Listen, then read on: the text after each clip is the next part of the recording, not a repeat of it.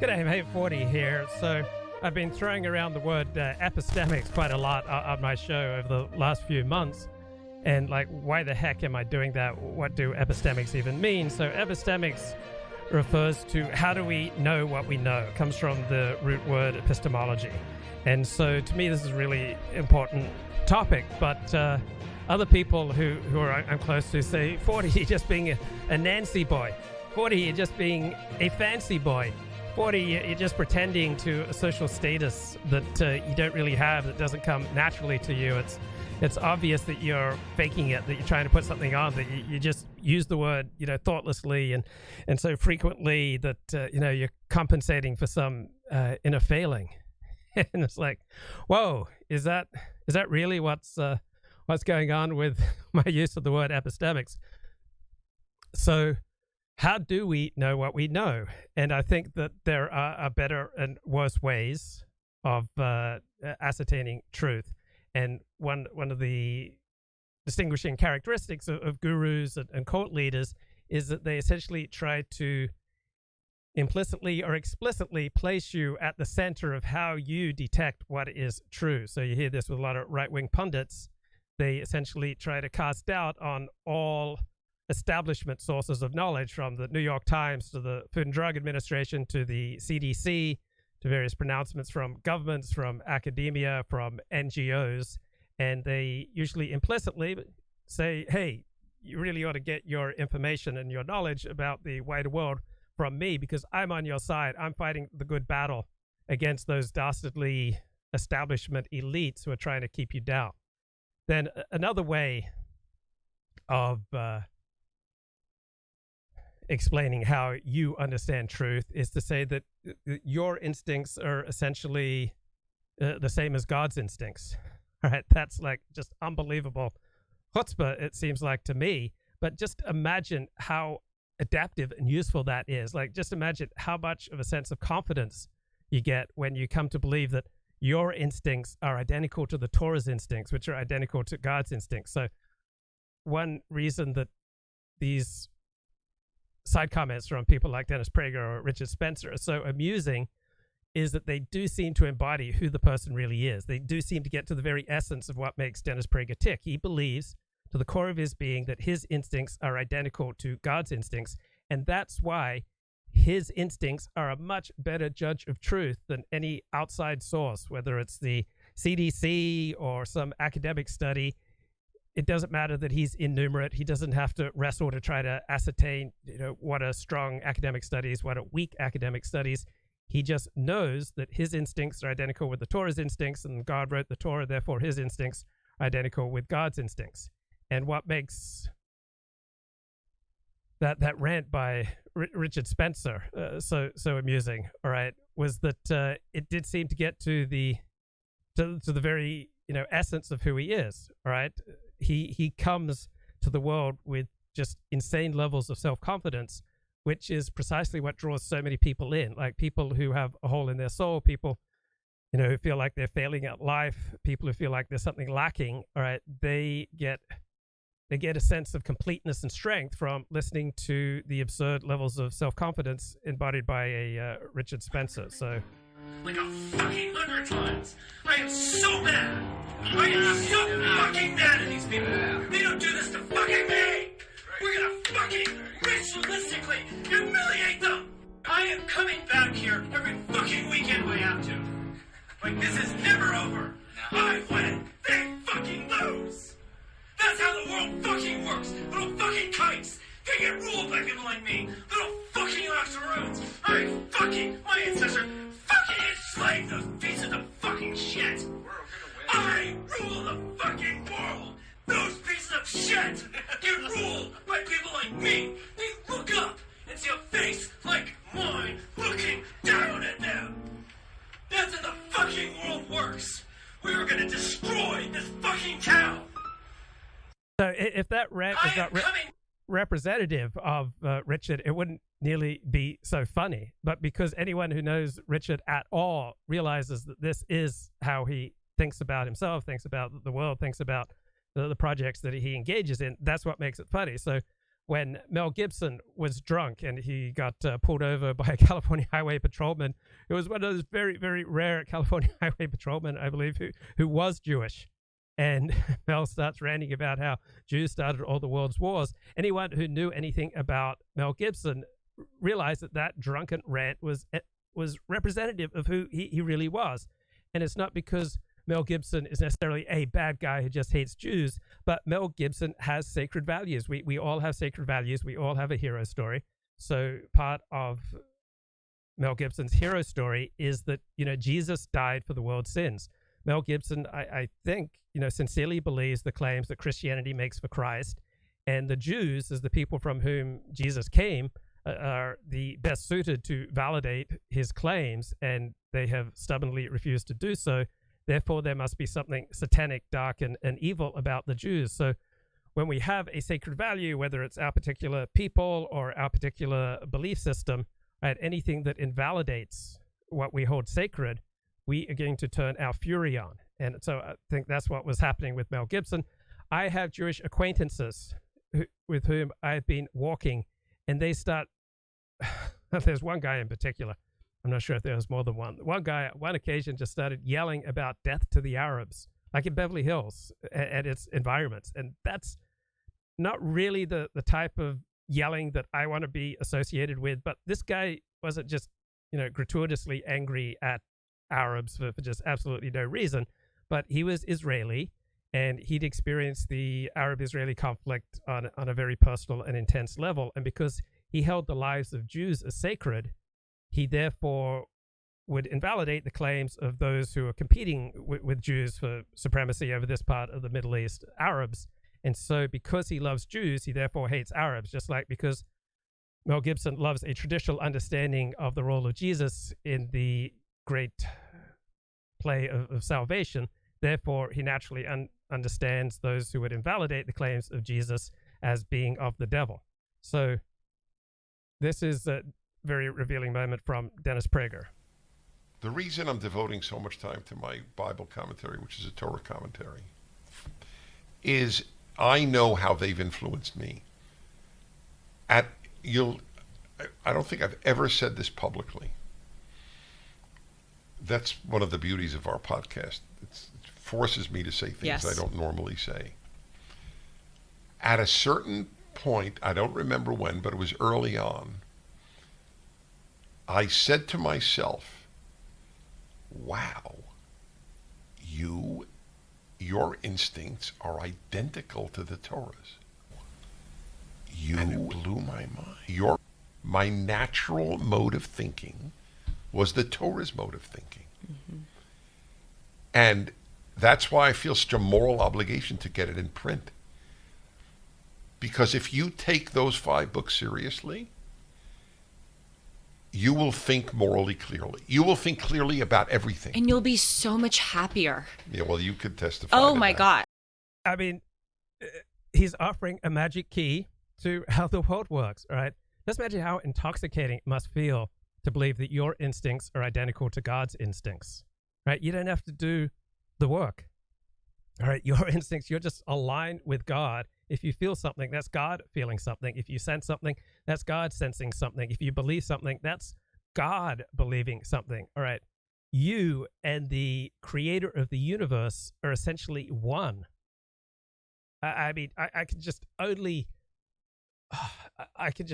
guess. I could just only, yearn for that level of self-confidence, right? So just imagine what kind of public performer, pundit, radio talk show host, speaker, and writer you could be if you genuinely believed that your instincts were one with the creator of the universe, with the master of the universe, the man who runs the universe. You and the man are one, that you are on a mission from God, and therefore you have the magic key, the Torah. Guys, if you just understand the Torah, you'll know everything you need to know about happiness.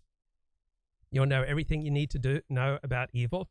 You'll know everything you need to know about everything, just from the Torah, in particular from reading Dennis Prager's commentary on the Torah. So if you just go to the Torah, you probably won't understand it. But if you go to Dennis Prager's commentary on the Torah, which is really God's commentary on himself. So if you want to unlock the mysteries of the universe, if you want to unlock the mysteries of history, if you want to unlock the mysteries of happiness, if you want to unlock the mysteries of the human condition, right, you read Dennis Prager's Torah commentaries, because Dennis Prager's Torah commentaries are really God's commentaries on God.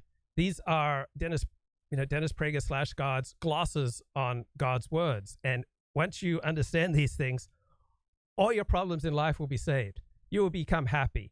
You will understand the nature of evil. You will have the answer to everything. Wow. I mean, society will run better. Your life will run better. Personally, you will feel enriched and fulfilled and happier. I really think, and I know it sounds sort of. This is far more hilarious than Richard Spencer's Charlottesville rant. I mean, you can see the effect that he's had on this young woman, and why so many of her friends have come to the conclusion that she's been brainwashed and joined a cult. Sort of extreme, or perhaps like I'm hyperbolizing to say it. I think it's the answer to everything. Oh, I know it's the answer to is. everything. That's why it's frustrating that it isn't out there more. I know. As much as it's out. He knows it's the answer to everything. What's the answer to everything? Dennis Prager's instincts. Because Dennis Prager's instincts are identical with the Torah's instincts, which are identical to God's instincts, and they are the answer to everything. Dennis Prager is the answer to everything, because Dennis Prager and God are one and the same, right? You know, Dennis Prager is part of God, and God is part of Dennis Prager. They are aligned, unlike any other union. Out there, my biggest frustration is it's not out there more. This is the answer to evil. Yeah, his biggest frustration is not out there more, meaning his biggest frustration is that I'm not out there more. Dennis Prager, that I'm not the number one most talked about person, that I am not the most influential person in the universe, that not everyone is studying the thoughts of Dennis Prager in school. Evil, or even unhappiness. Mm-hmm. You know, I said this, I know I said the first part on our podcast, but I said the second part in the PragerU video I just filmed, and I think it's worth mentioning here. You know that I think it's incredibly creepy that people my age fight against things that most of them have never seen before. Racism, climate change. Oppression. Okay. Oh my God. If only I could have that level of self-confidence, man. Guys, I have the answer to everything, because my instincts are identical to the creator of the universe. So when I'm speaking to you, it's really God speaking to you. Do you feel God knocking on your heart right now through my words? Man, I just suck compared to that. Because I don't believe that my instincts are identical to God's instincts. And the titular topic for today is the latest Trump indictment. And I'm going to talk to you about, understanding the latest Trump indictment. I don't think I've been able to make it through one article on the latest Trump indictment. So I really know bupkis. I really know nothing about the latest Trump indictment. And yet I do have an absurd level of self-confidence and, ego to think that, I can say something useful. And what I'm using is my own reaction to trying to read about the latest Trump indictment. So here's the background. When I would read about Russiagate, how Russia supposedly fixed the 2016 elections for Donald Trump, or how Russia, interfered with our democratic politics, I would just get so bored.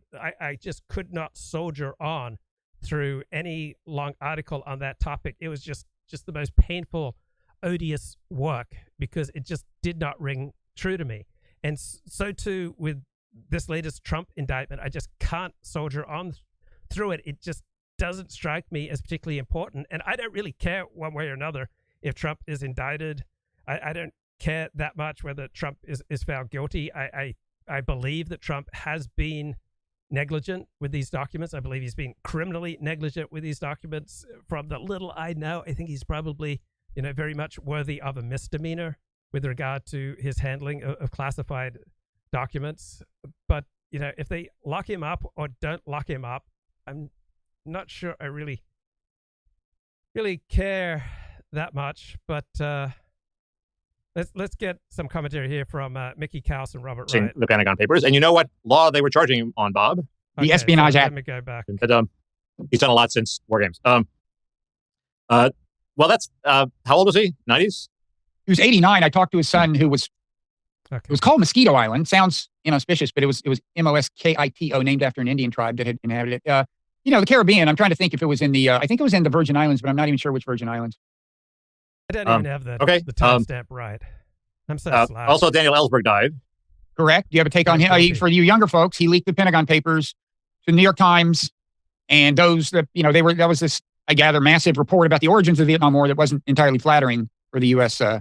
National security. Basically, the Pentagon Papers basically argued it was a stalemate machine. We weren't going to win, but we put in and kept adding troops and money to avoid losing. Mm-hmm. And I think that was, it was not an imperialist war of aggression to extract minerals or something. It was just Johnson's political calculation run amok. Anyway, I think Ellsberg I don't know him that well. He was this crazy guy who used to hang around my college newspaper, and everybody wondered who he was with his curly hair. So you actually had personal contact with him? I probably saw him once or twice. Older people had more contact with him. But he was a nice guy. Everybody liked him, but what was he doing hanging around? And then it turned out he was the hero of the Pentagon Papers. I think he's one of the people who you have to think history is going to be very nice to him. He seems to have had a pretty benign impact on the world, even to, improving it. They dismissed the charges against him for releasing the Pentagon Papers. And you know what law they were charging him on, Bob? The Espionage Act. The Espionage Act. And one of the things... You know how I knew that? Because that's what they're charging Trump on. Right. And I could just sense a Trump segue coming. Well, there's an Espionage Act segue, because the Espionage Act segue, which they're charging Trump on, was always in a bad odor with First Amendment people and the press. It was basically enacted during the Woodrow Wilson era. Need I say more to anybody from Princeton? I mean, he whose name shall not be mentioned was president of the United States. And I am not the one who canceled him. And well, he was eminently cancelable, because this was during World War I, which was a stupid, our intervention was questionable, let's say. If he wanted to stamp out dissent, and one of the ways he did it was by passing all sorts of anti-speech acts, and also the Espionage Act, which said if you have a document and you retain it and it could be used against the United States, that somehow you're guilty. Well, that's a pretty loose standard. It doesn't require classified. You don't have to have a classified document. It has to be national defense information, whatever that is. Mm-hmm. And so it's a incredibly loose, irresponsible statute to pass. And that's one of the problems the Trump prosecution is going to have. But there is a Trump segue here. And, Peggy Noonan wrote a very good column today, basically. I'm allergic to all the hype involved in terms of, Trump pressured the president of Ukraine to do his own political bidding. Well, we now know that there was maybe something sleazy going on with Biden. He wanted to find out about it. I mean, let's not make too big a deal of it. And this, Stephen J. James, how's it going, bro? Yo, Luke Ford, long time listener, first time caller. How are you doing? Yeah, pretty good, mate. Pretty good. So, when did you start live streaming? Okay, so this is what people want to hear, I guess, the backstory. So I think it was about a year and a half ago. I can't even remember, to be honest, but somewhere around then. And I didn't start live streaming at first. I started making videos. I did it walking my dog, then I pieced them together and come back and post them online. And some people started to watch them, I guess. Got some of your audience somehow. But that's about it, really. And what kind of effect has it had on your life, becoming a live streamer? Not much at all, really. It hasn't really panned out as I expected. Kind of at the start, I had this idea that I could build a channel maybe, but then I decided, after seeing how the internet had been bad for various people, and how, like, some people have got doxxed, some people's lives have been ruined, as you point out all the time. I didn't want to go on camera and stuff, and so rather than talking about political stuff, which isn't my forte anyway, this kind of just become like my personal diary on the internet, really. And so kind of at this stage, I don't even know why I'm still doing it, really. Isn't that funny? Do you ever find it intoxicating? Because I know that I often find it absolutely intoxicating when I get the sense that, some people are like really listening to me and that I have an effect on people. It's like, whoa. I mean, for me, that's a high. Sure, there is a high. There's a high when you do a good stream, but there's also a low when you do a bad one, isn't there? It's always terrible. If you feel like you really messed up. That can be bad. And that's why one of my rules, which I've been putting out recently, is that as soon as you've done something bad, particularly on the internet, is you just got to come back with another banger, really. Get straight back onto it. Yeah, it's like falling off a horse. You know, you don't go home and take a shower. You got to get back on the horse. Yeah. I've just seen, that's a really bad crop of me on the stream, isn't it? So how about I turn my camera off and we go back to... I mean, I don't care. You can do what you like, but I mean, the crowd is just going wild, man. They're looking at the definition in your bicep. I'm sure they are. Sure they are. I mean, you got really strong wrists too. Okay. Well, sorry to disappoint the audience, but I think let's go to the icons, and that'll make me more comfortable here, I think. Yeah, no worries. We want you to feel comfortable. Nothing good in life happens until, you know, other people that you're engaging with, you know, feel comfortable. So you've hosted, you know, people on your stream. Anyone as much as Claire Core? Is she your number one guest? Yeah, I started with Claire Core. So I guess Claire Core took my internet virginity there, and she's kind of been I don't know how to describe it. How I've kind of got used to talking to Claire. She's actually a fun girl who knows how to have a good time if you keep her off her own topics. So she can be fun as long as you don't really let her ramble on about secular Quranism. So would she be like your Mrs. Robinson? Yes, that's what I was kind of alluding to there, I guess. And how would you compare the experience of streaming alone versus streaming with someone else? For me, it's like the difference between masturbation and having sex with somebody. Yeah, I think I'm the opposite, right? Because I still find this kind of thing really awkward. Talking to other people on the internet, I've kind of got into this groove of just switching on my phone camera, and when I'm doing that, I'm really in the zone, and I can be super comfortable. But like doing this now is a difficult thing for me. Are you more introverted or extroverted by nature? I think I'm an 8.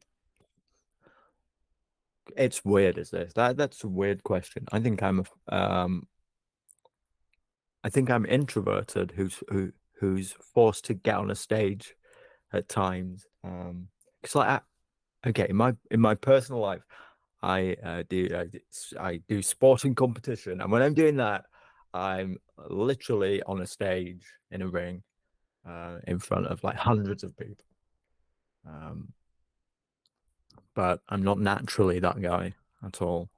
So it's a weird one. Well, I think most performers are actually the same way. Like most actors, stand-up comics, I don't think they're naturally extroverted. They put on a persona when they go on stage, and then they retreat into their shell off stage. Yeah, I've heard somebody say that confidence is just like the faking of confidence. Is that what you mean? Well, it's the strapping on of a persona that is adaptive to the situation that you walk into. So people strap on a persona when they do a job interview, right? Mm-hmm. You're not going to tell your potential employer what you're really like as an employee. Sure. I think familiarity is how you gain confidence, in my opinion. So essentially, I just haven't done much of this. I haven't talked to many people on the internet yet. In real life, I can be nervous about meeting somebody in a situation, but I can go there and I can do like the feigned confidence thing, and then I am confident about it thereafter. But situations like this, I just haven't done much conversations like this. Really, I've talked on my own show. I've opened up about it. How I was nervous about talking to Colin Liddell. Really nervous and felt like I was fumbling it, and the other few interviews that I've done on my channel. So does that get better over time? Were you like that at the start? Yeah, I mean, Colin Liddell's also, he's quite intimidating to talk to. You should hear my first interview with him. I really, rubbed him wrong the first minute. I made some off-color jokes and he kind of called me on it, and I snapped into line and became much more respectful after that. Yeah, he's also got, typical Scottish demeanor. He's dry, he's serious to a point, but also there's something like under there that could really cut you down if you speak out of turn. So yeah, intimidating at first, and I'm naturally deferential at first to everybody, really. So, but it's all. So anyway, I've opened up about this. I even did a stream before coming on here, saying Luke Ford's asked me to stream, and I feel awkward about it. Yeah, so. Yeah. Have you told people in your real life about your online life? So there are a couple of people who know, and they, then they're not political though. So they just don't care. So I think they watched this was say about 6 months or 8 months ago, when I'd be talking about topics that were really niche to do with the alt-right and things like that, the dissident right, and characters in it, which have been some of my most popular videos. So my most popular content has been when I've been making fun of the various broken and weird characters in the dissident right. I've had a go at them, made fun, made jokes. And so I think they tuned in at that time. And then they've just basically tuned out because they've not said anything in a long time. But certainly they know about it. Yeah. So even my mum knows. And what does your mum think of Richard Spencer? So she wouldn't be able to name him if she saw a picture of him, I don't think. And they're just apolitical people. Yeah. How does your mum feel about me and grooming, me grooming you? So unfortunately, she wouldn't know you either if she saw you. So, unless she's hiding something, from me. I mean, she never brought it up. She never brought up Richard Spencer. Like, these are the topics that I've talked about probably more frequently than others. So I think if she continues to watch, I'd be very surprised if she continued to watch my channel, even though she does know it. Yeah. I remember. I think Dennis Prager's mum said to him, I could listen to you for free, and I don't listen. Why would anyone, pay you to give a speech? Yeah. The people in our lives, we've got to be thankful they love us for who we are, not the things that come out of our mouths. Yeah.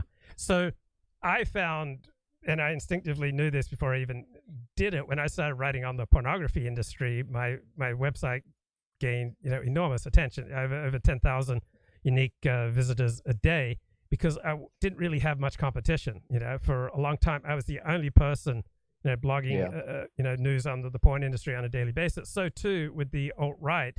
If you bring anything to the table, you can garner comparatively a huge audience, because you're not really competing with anyone else.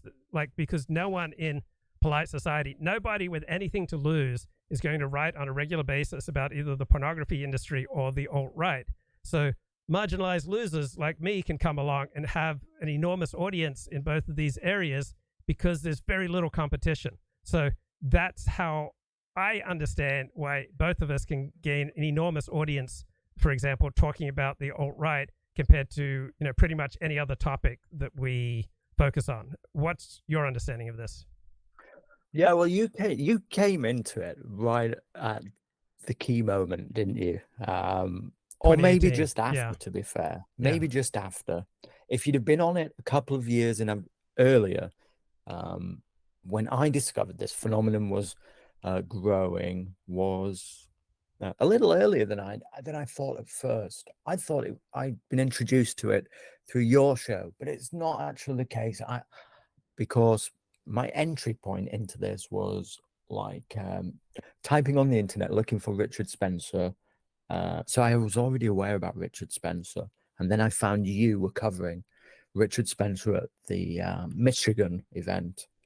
and you sat talking to Babylonian Hebrew back in the day. So you're not actually the guy who's groomed me into it. So I can let you off the hook for that. I came looking for this type of thing. I was already looking and I found you. But so that was like 2018. That was like after the war ski thing with Richard Spencer. So if you'd been there a couple of years earlier, actually video blogging about the Trump phenomenon. Well, actually, I did start in 2015. I did my first live stream in 2015 with Vivian Veritas and her sister. Okay. And how did those go? I mean, did you get much traction? Pretty good. Yeah. I mean, not at the time. We're talking for like 2.5 years. I'd only get like 10 live viewers, which is what I get now. But then I went on Warski Live, and there were like 2,500 live people watching. Yeah. And then that was a heyday. Yeah, that was a heyday of the alt-right. January 2018. So after that, I got so excited that I started doing shows every day. So from 2015 to January 2018, and he did shows once a week. And yeah, were your shows built around the Torah portion? Were the ones before that, you said in 2015, were they like explicitly political, or were they like themed over the Torah stuff? They were both. So I figured that the Torah was like a safe way to talk about alt-right politics. Like, you embrace the language of the Torah, wrap yourself in the mantle of the Torah, wash my soul in the well springs of Torah, and then I can, tackle and discuss topics that are, otherwise considered, too polluted for polite society. Yeah, it's a bit of a niche audience there, isn't it? Branding it as the Torah. Yes. Yeah, I mean, it was a lot of fun, but for 2.5 years, I'd have Professor Casey on, and Dennis Dale and Vivian, but we'd only have like 10, 15 live viewers. I think we maxed out like 55 when I had Kevin McDonald on. Yeah. So look, I've said to everybody, I was watching at least from just before you went on Warski, whenever Richard Spencer did that Michigan thing. Yeah, that was like March or April of 2018. Right. So anyway, yeah, I'm sure that's how I found your channel. Yeah, so somewhere around them. And I've said that at that time, in those preceding or following months, you were doing some of the best interviews on the alt-right. You were interviewing everybody, including the man himself, Richard Spencer, multiple times, like for 3 hours at a time. So it's amazing that your show didn't grow to something much more. And I don't know what the reason is that you didn't end up like with over 1,000 views. Do you think it was your own self like sabotaging of it, or do you think something else stopped you from developing that? So I'd say, one, I didn't put enough attention to the technical quality of the show. So it wasn't until, I think, 2019, I went and got voice lessons. So prior to that, I had a monotone voice. It wasn't until like 2020 that I went out and spent $500 on an audio consultation. So somewhere around 2020, 2021, I finally got my audio quality figured out. I had to spend hundreds of dollars to consult with somebody. That helped. Then I was hitting my stride, but then the Coughness critique came out, and I embraced that with such enthusiasm. Oh yeah, that was it. That was it. You turned the audience off. I turned off my audience, and I turned off almost everybody that I co-hosted with, including me at the time, by the way. Yeah. Yeah, because you went full Coughness, didn't you? I went the full Coughness, and so Casey didn't want to stream with me regularly anymore. Soon Dennis Dale didn't want to stream with me regularly. Almost nobody on the alt-right wanted to stream with me much anymore. And then in June of 2018, I remember that so much. Then in May of 2018, I lost Brundlefly. Like his wife said, you can't do this. So when those were great shows when I did them with Brundle. But once I lost Brundle, I lost Casey, I lost Dennis Dale, and I brought on board Kevin Michael Grace, who is a phenomenal streamer, But a lot of other people then dropped off. The group chat component of the show died largely when I brought on Kevin Michael Grace, and I deferred to him because he's a man of such enormous charisma and learning. He's just got such a force field about him, and so he wanted to do a structured show, didn't he, about news and punditry, and that worked for a long time. But that itself became stale. There are advantages to a structured show, but there are also advantages to an unstructured show. So what happened was I lost most of the advantages of the unstructured show that I was doing. And it's not that, Kevin Michael Grace is the bad guy or he's the reason. There are all sorts of reasons that eliminated the gang that I was streaming with. And I am not someone who has a Kevin Michael Grace style force field of personality, or a Dennis Prager force field of personality, who can compel an audience on my own charisma alone. I can't do that. I need other people. Yeah, no, I agree entirely. So you cultivated one audience, and then you switched it up, and then you started to cultivate that audience, but the other one was alienated by that. And so there's been these multifactorial things. What I want to say is that if you think back to the start though, Luke, if you think back to the early initial days, like the Google Hangout days, nobody was complaining about the audio or the amateur content, were they? About the amateur nature of it. Everybody kind of just loved it and mucked in. Yeah. It's weird, isn't it? Yeah. I mean, if you've got compelling content, that tends to trump, every other possibility. And, I just had so many different people coming on the show from, we had this Arab guy, we had this the Iraqi guy. Or whatever. Iraqi guy. We had such, enormously wide. So we'd have like Jews talking to Nazis, almost every night. And so that was what was compelling. Yeah. That was what was compelling to me. Yeah. Listening. I wanted to know about this Jewish question. And just in my previous video before I came on here, Brundlefly counseled me not to talk about the Jewish question. Okay, so let's tread carefully. But this was obviously like at the heart of the alt-right, wasn't it? Yeah. This was what everybody was talking about and debating on Warski. And on your show was the place where the Jews were there debating it out with, like, the Wignats, the hardest core ones. They come on your show and they battle it out. And although you would attempt to referee, I think, in a fair way, and sure, something like the Wignats their nose would be put out of joint or whatever, that they couldn't get away with maybe saying the harshest stuff. I can't remember if they were allowed to back then. Maybe you allowed them.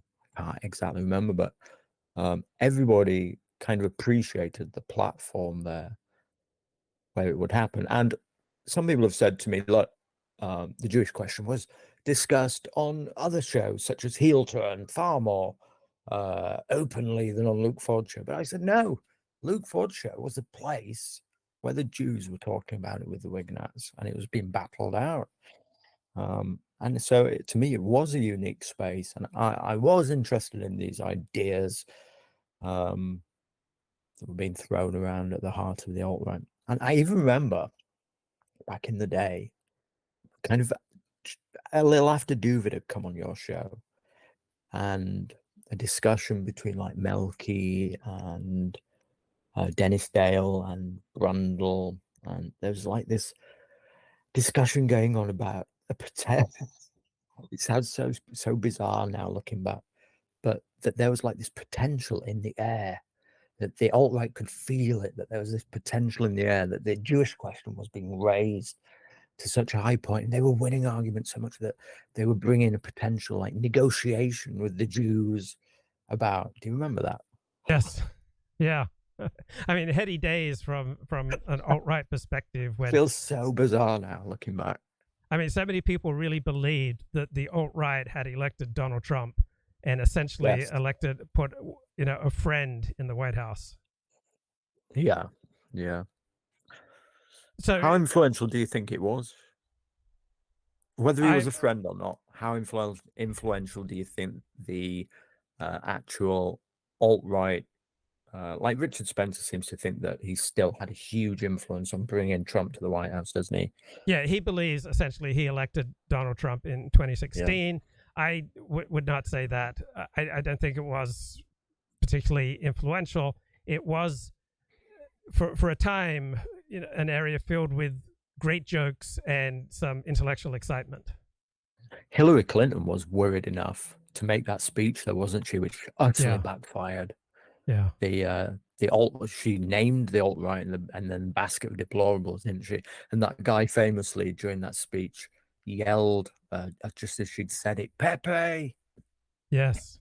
Yeah. So Colin Liddell makes this point that up until about 2015, the alt-right was primarily a written word movement. So it was much higher IQ prior to the alt-right primarily becoming a podcasting medium where you didn't need to read books to have the confidence to make podcasts and memes. So the average IQ of the alt-right audience seemed to decline from 115 say in 2015 to like 95 by 2018. So there was a substantial intellectual degradation in the alt-right, and simultaneously prior to Charlottesville, no one associated with the alt-right had killed anyone.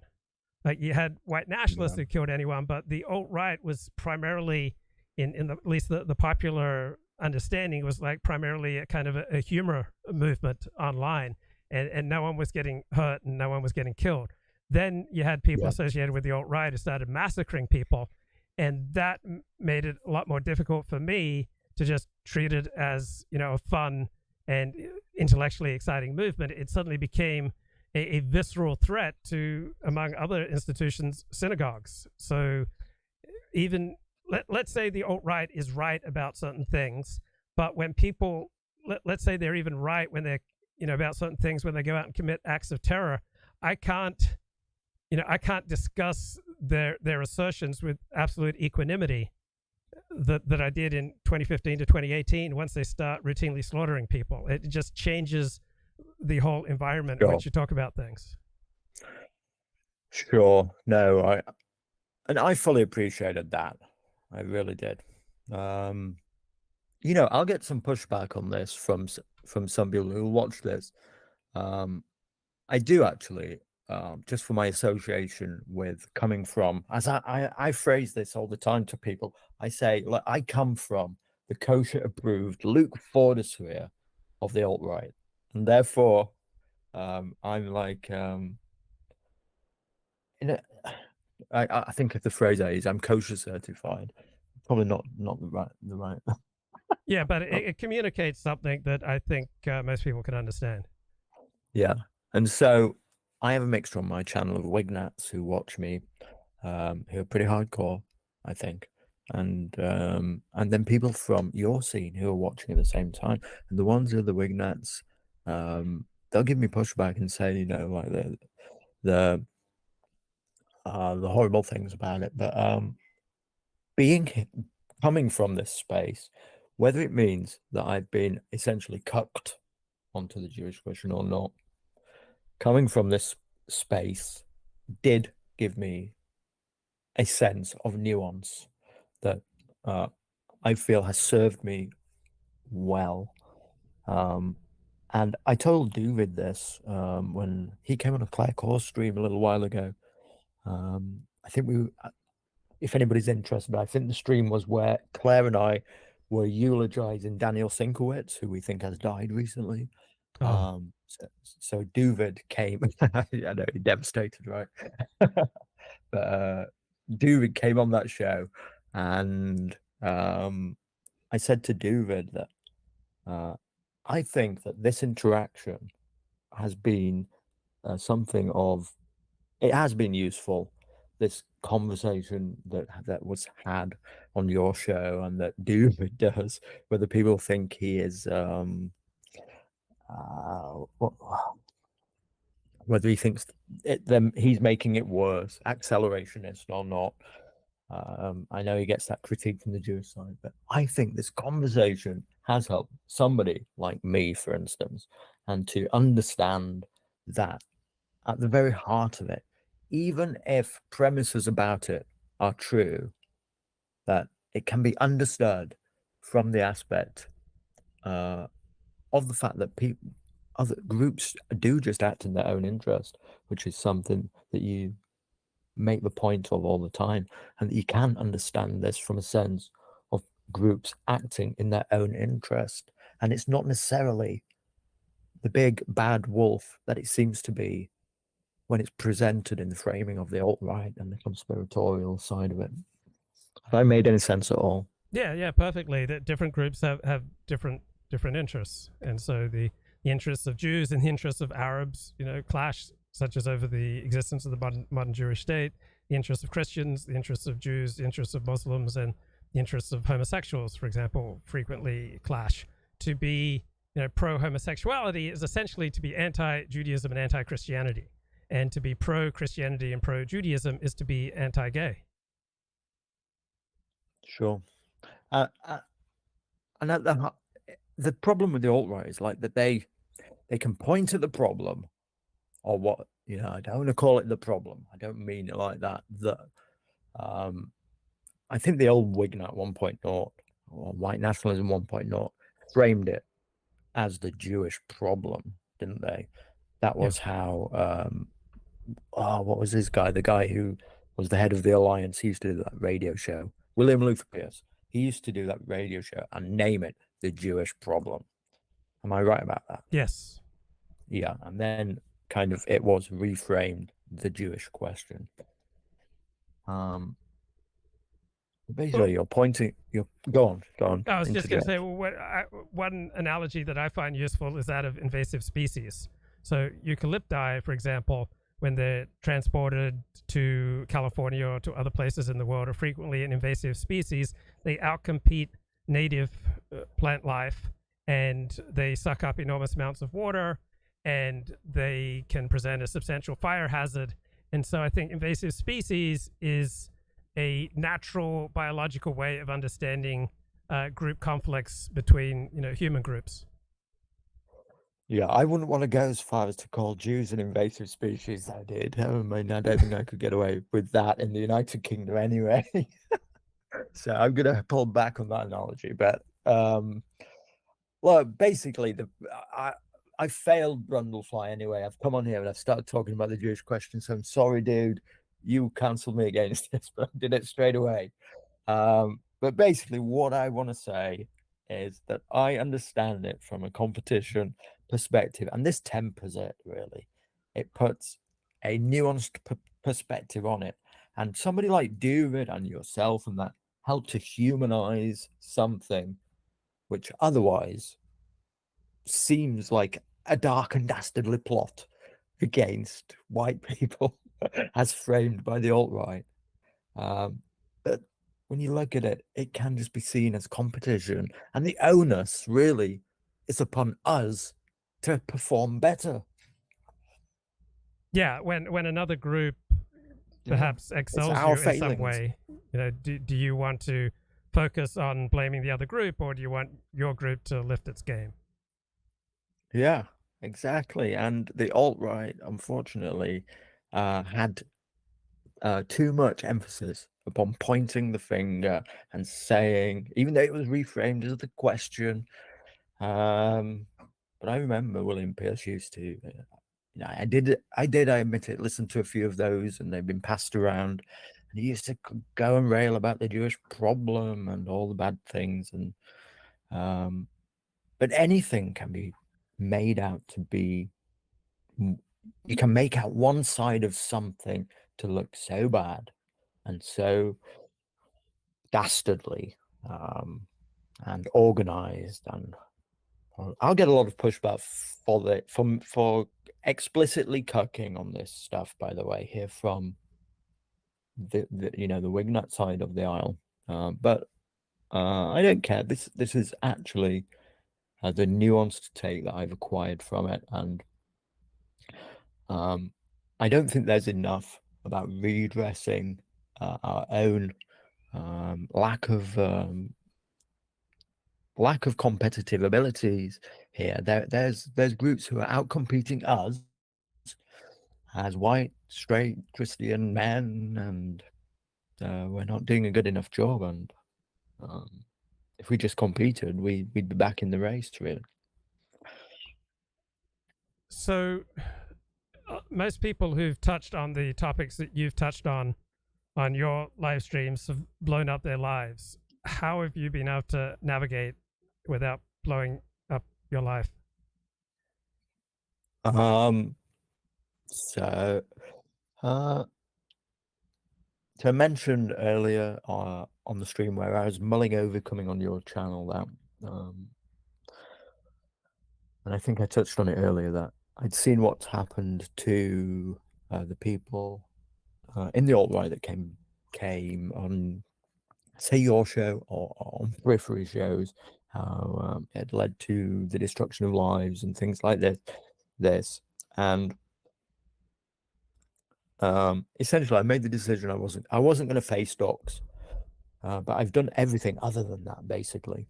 Or were you asking about how I've dealt with the ideas? I think the ideas came from just taking a nuanced path, but rather than being just like accelerated down an alt-right pipeline, I somehow end up in getting also two sides of the same coin from something like your show. And so I didn't end up like radicalized into any of the other camps. I just found them annoying, just like, you know, thick-headed and really threatening. A lot of them, like the Wignatory side of it. So would you go to a march, you know, for white rights? No. I wouldn't go to any protest on the street at all, because I think, you know, I'd be self-serving in that thing. I don't think anything good comes of that kind of thing. And I just think all you're doing is putting a target on your head, doing that kind of thing. So maybe that's just self-serving, but in every single instance, some of them have been absolute disasters. And I think it could have been known in hindsight, in foresight, that these things were set up to be disasters. Some people saw in advance that, like, Charlottesville had the potential to become a disaster, didn't they? Yes. Yeah. And then it's kind of stunning that so many people, including people with PhDs and very, you know, high status jobs, who did not see that. And they showed up to Charlottesville and they ruined their lives. Yeah. Now, in hindsight, nobody could have. Well, maybe I'm just contradicting myself here. I don't know. I was going to say nobody could have, in hindsight, known that a guy was going to mow down a bunch of people, whether it was accidental or. I tend to think he was a deeply autistic guy who got lost on the way out, panicked, hit the accelerator. There were people hitting the back of the car. Don't think it was, but however it turned out, history will remember it as a terrorist attack. However it went down. So I don't know if in foresight you could have expected that to happen, but God, certainly after that, you have to be aware that something like that could happen, and then the whole thing would be tarred with that, and you would, history would then be remembering that you were part of something like that. So there's an enormous Wignat audience out there that their needs are not getting met. That's why you can get an enormous audience. You know, Kenneth Brown, Deep Left Jokel, you know, knows this, and you've experienced this, and I've experienced this. When you touch on Wignat topics, there's an enormous audience of Wignats who are not getting their needs met online, and they will just flock to anything you produce. On the other hand, this tends to be a frequently low IQ, antisocial audience that is very dangerous to appeal to. So on the one hand, one can do, you know, non-Wignat streams with relatively low viewership numbers, or you can do streams that are very dangerous to your well-being, but appeal to an enormous number of wignats. So do you agree with this assessment? Yes, I do. I think the Wignat crowd, I'll get pushback for just speaking in what I guess must come across, and probably is intended to be condescending here. I think we are both speaking condescendingly about what we term Wignats, and I think that's fair to say because that's what we're intending to do. And I'll get pushback for it because some of these people see me as their own. I've never really existed in that camp, but the majority of them, Luke, hate me too. Anyway, but some of them feel like I should be more like them, and they'll say things to me, to that effect. But not much good does come of them, and it's an ever accelerating group. It's an ever purity spiraling group, and you can really never satisfy their sensibilities and their wants unless you are always taking the most hardcore, radical position on all of these topics, which I just don't agree with anyway. Yeah, and have you experienced or struggled with the dangerous powers of the e-personality? I don't think I have. No, I don't think I have. Could that be a sign that I have? I don't know. What does that mean? Yeah. Well, let me spell out what it means. Go So ahead. when people go online and start sharing their views about life and the world and race relations, they tend to very quickly develop an overestimate of their own abilities, their own importance. They tend to speak and act spontaneously rather than with the caution that one would exhibit in real life, and they tend to share dark things that they normally wouldn't share in face-to-face interactions. So those are the principal perils of the e-personality. I know that I've frequently succumbed to them, but how about you? So, my immediate sense here is no. My immediate sense here is that I'm always kind of holding myself back whenever I go and I start talking on the internet. So maybe I have a false sense of myself. But I'm always very careful because I live in the United Kingdom, and essentially, I'm not the smartest guy in the world. I always say this. I'm not super intellectual, but I'm smart enough. I've got street sense enough to know what I can and cannot get away with in terms of the law, unlike some idiots over here who seem to be totally blissfully, or not blissfully even, unaware of this fact that in the United Kingdom you can't say certain things, and also that you can't hide from your government or the police force, just like by me being pseudo-anonymous. If they want over here, they can very easily contact the internet companies and find out who you are, and they will come and put your door through at 4 a.m. and you will get arrested and things like that for actual breaches of hate speech regulations, which we have over here. So this has been like a tempering factor to the things that I say. Now, it's also restrictive. I also don't know how to phrase certain things and go about talking about certain topics, so it's difficult. Not that I have any radicalized views. I might have you. Like I said, I tend to have a nuanced opinion about these things. Basically, as I said before, about group interests acting out in their own interest. I don't know if I answered the question. Yeah. So here's something that I suffer from. I'm just curious if you struggle with the same thing. I kind of walk around in a stunned amazement that the world hasn't yet discovered how amazing I am.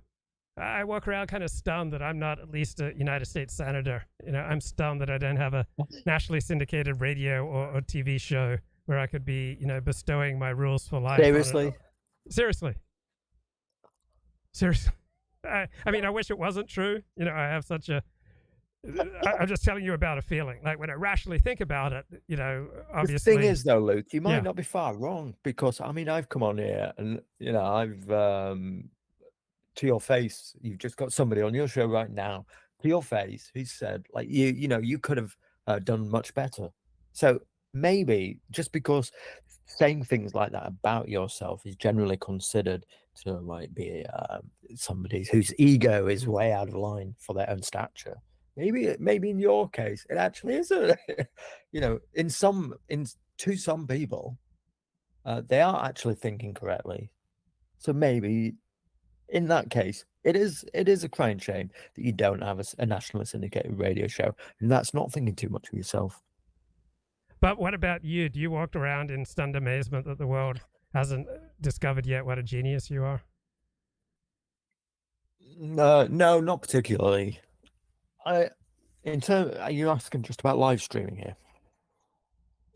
Just in general. I mean, I often think, oh man, what I've got to say is so funny or so piercing. There should be like a massive audience for this. But what about you? Probably the complete opposite, actually. I mean, I put myself down a lot. I'm self-denigrating to a point that people, I think, have noticed it. They have noticed it because they say it to me. Why are you putting yourself down or whatever? But I'm acutely aware of my own limits. In that I'm not an intellectual guy, so frequently in situations I know that I am outcompeted intellectually by others, and I'm frequently like worried that it'll stray into areas where I'll just look like a complete fool. And I don't know if this is partly ADHD or partly just being stupid. I call it just being stupid, or partly like a entire history of engaging in combat sports. I'll be honest with you, I don't know if it's ADHD or taking part in combat sports that gives me this. But anyway, the top and bottom of it is that I walk around with kind of an inferiority complex rather than a superiority complex. Does that make sense? Yeah. I remember I was 40 years old and I was at a talk on a Friday night on a Shabbat from this woman who was a psychologist and something of a leader in Orthodox Judaism. And she gave a talk on marriage. And then after a talk, we were able to ask questions. And I raised my hand. I said, if you met someone who was 40 and a bachelor in Orthodox Jewish life, what would be your immediate instinctive reactions? And she said, I would expect that the person had a fear of success and a fear of failure. So a fear of getting married, completing the deal, and also a disabling fear of not getting married. And either way, the fears were disabling the person's life. So are your fears disabling your life? Yeah, they do, I guess. I guess that's true. Like in many ways, if I hadn't developed some strategies, whether they're good or bad, like I was able to put together my rules recently and do a video on each one of them. These are my strategies that I've cobbled together to get through essentially being an ADHD person, as I put it, and to go back in the world like with this sense of myself as being like intellectually inferior. If I hadn't have cobbled together various strategies or like this, they would be disabling. And so, like for instance, I would not have come on your show probably, say a year ago, because like the expectation, the thought of how it would have gone would have prevented me from doing it. But one of the strategies I have is sometimes you just like have to jump in at the deep end, and really I should have done it before now. I shouldn't have put it off last week. I should have just done it. But I did it this week anyway. But this is like an example of how it could be disabling, because a while ago I just wouldn't have done it at all. How does the world of counseling and psychotherapy go over among your friends? I've never really talked about it to anybody. If you told your friends that you're in counseling, that you thought you had this or they'd that, laugh. They'd laugh. If you told your mom you're in counseling because you thought you had a fear of success, she'd be horrified. Yeah, she probably would. She'd think that I was close to being put in a nut house or something. There really is no culture of psychotherapy over here like there is in the extent that there is in America. And what if you're about to compete in some kind of fighting contest or mixed martial arts contest, and you shared with your opponent some of the insights that you just gained from your counselor? Oh boy, yeah. Yeah, I wouldn't do that. Yeah, one of the problems is at some point this internet presence and my actual I've said I compete in sports, in the contact sport. At some point, this world and that world are gonna get combined, and I know it. And I kind of just I've been hoping that I can basically get over my sporting days before I end up getting doxxed and identified as that guy. So I take it that you've never had your potential ADHD examined by a psychiatric professional? As I was diagnosed as a kid, and so I had some of that, but it was through school, and so never in adult life. I could be on medication right now, but I can't take anything like that because all those medications are essentially like amphetamine based. And you can't take certainly amphetamines or any of those substances and do competitive sports. So why do you think you might be ADHD? Oh, well, I was clinically diagnosed as a kid, about 10 years old, through school. But a lot of people say, look, ADHD doesn't even exist.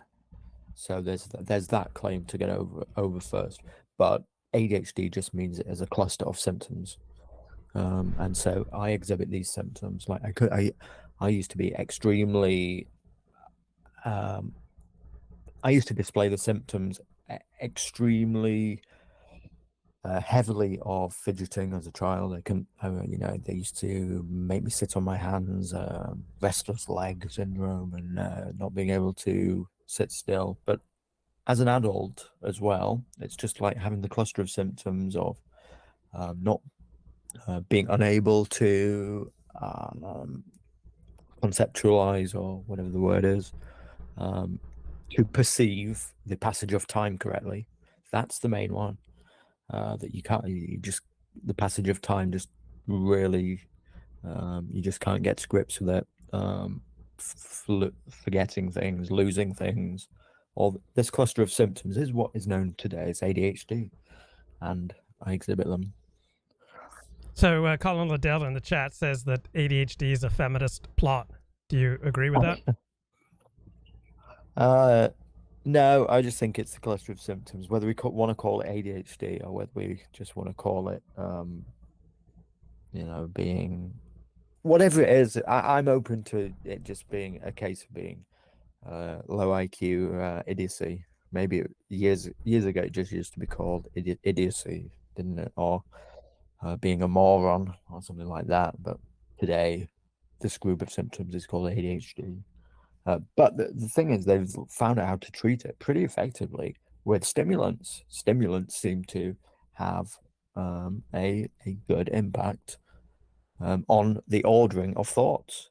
It allows ADHD people to not be so scatterbrained. So how did it affect the quality of your life going on ADHD medication and then going off ADHD medication? So I was a child, and I only took some medication for a very short amount of time. So effectively, I've been an unmedicated ADHD patient for all the rest and most of my life. Certainly, entirely as an adult. I'm off my meds, Luke. And what would have to happen for you to think that you had a problem that was beyond your control and you needed to go back on your meds? I would never actually. So I mean unless I became unable to function in the world, which I can't foresee happening. I'm able to function as a person in the world. I'm not in danger of like forgetting to change my underpants or being unable to drive a car or anything like that. It's not that bad.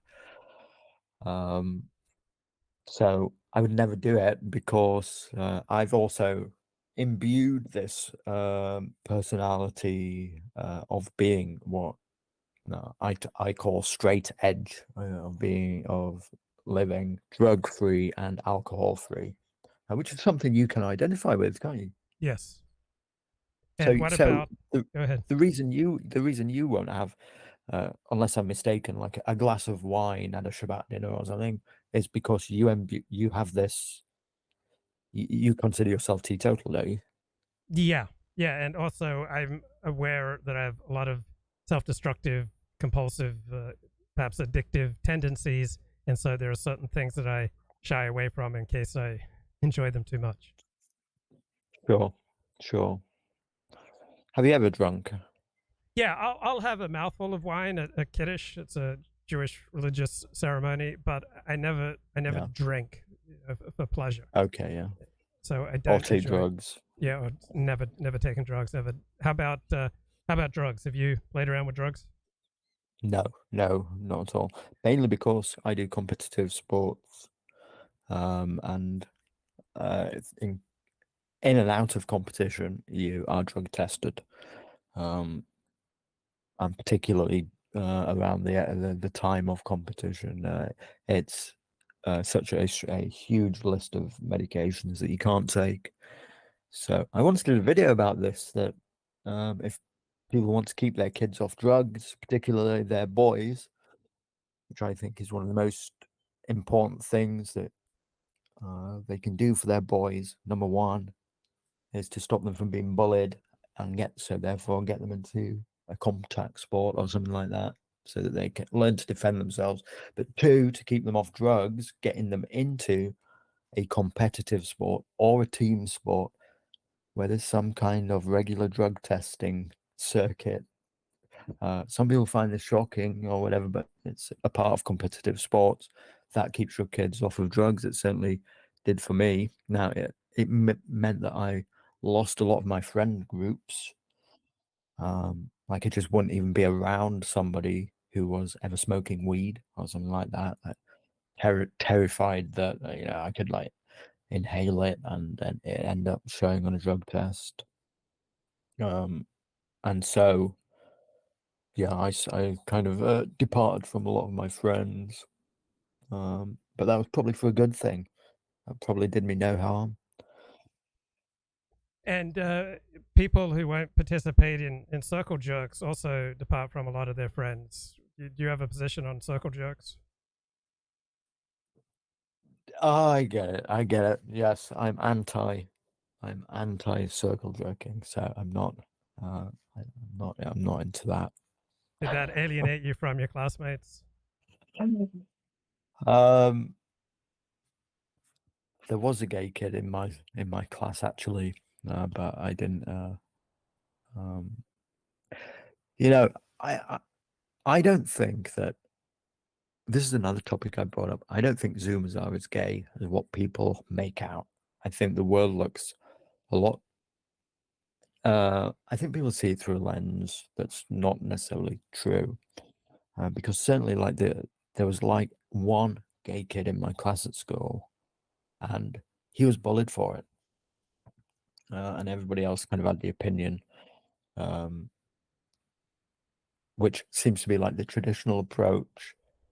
I hadn't seen it move on that much, as to what everybody's opinion seems to be of it today, that like everybody in a class is gay and circle jerking each other and whatever, and there's trannies everywhere, and I just haven't seen it. But maybe that's like a UK perspective. What about the people that you compete with? Is there a high percentage of gays? No, not at all. So yeah, I would say one at the most. Would you describe the competitive environment around you as homophobic? Only implicitly. The problem, however, is that here's the problem: is that sports are being cucked, and competitive sports are being overtaken by women. Okay, so and I don't mean obviously male and female sports are segregated. I mean all the periphery of it, the organizing, the running of like councils and associations of sport and things, and certainly the Team GB, which is part of like the Great British Sporting for the Olympics and things like that, and the anti-doping scene, and all these councils and associations are becoming heavily feminized and run by women and and black people. I don't know why, but the two. So they're becoming very cucked, and therefore there is the opening of I can see in professional sports, in organized sports, that they are fully embracing like the gay pride thing at the moment. Do you fight a woman? Say that again. Like say that again. Would you fight a woman? Like when you do your fighting competitions, would you be comfortable, punching or wrestling or doing mixed martial arts with a woman? Absolutely not. I mean, a woman would be in serious physical danger fighting any man. Certainly any man in their weight class. So all contact sports are done at weight classes, and these I would be in serious danger fighting somebody who is a few weight classes above me, and just for competitive purposes, you would never fight somebody that's not even in your same weight class. That's just one weight class above you. So certainly in contact sports, anyway, men and women would never be able to compete for that reason, because they would never be able to get into the same weight class. So it would have to undermine the entire fabric of how contact sports are done for men and women to be able to compete, because they just would never actually weigh the same and be able to fit into those classes. What about a trans woman? So a guy who is biologically male but identified as a woman. Would you feel comfortable engaging in contact sports with the he, she? Oh, sure. Absolutely. That's very tolerant and open-minded of you. Absolutely. Yeah. Got to treat people equally, haven't you, Luke? Yeah. So fully accepting. Wonderful, beautiful. So what role does pornography play among your peers, to the extent that people confide in you? Pornography is prolific. I think that the stigma of watching it has pretty much been taken away in the modern world, and so I hate to admit it, but there is probably, if I framed it like this, there is much more of the way that somebody like Andy Warski would treat it in society and among my peer group than there would be somebody who would frown upon it, who would take the anti-pornography stance. It's just like something that. And how old were you when you were first exposed to hardcore pornography? Wow, this is getting personal now, Luke. Okay, so I can't remember. 14 probably. And what kind of effect do you think that genre has had on your life?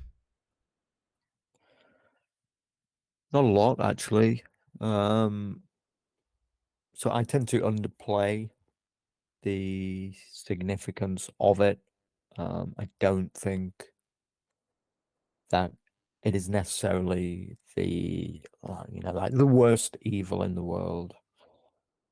And I'm, I just take it. I just accept the fact that people want to look at it so much.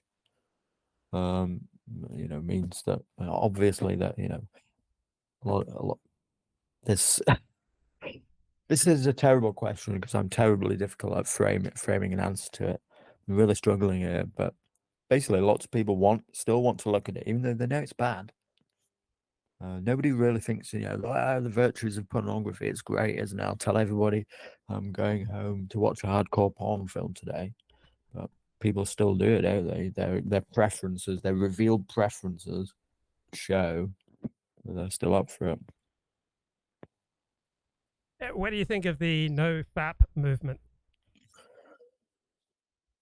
So I don't know. I think it is certainly useful to tell kids that they really,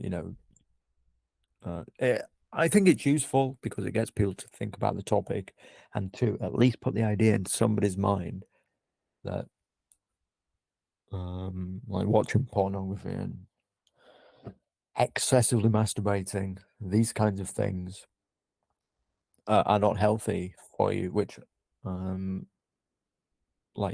a lot, like I say, that a lot of people just don't even seem to think that it might be unhealthy for them.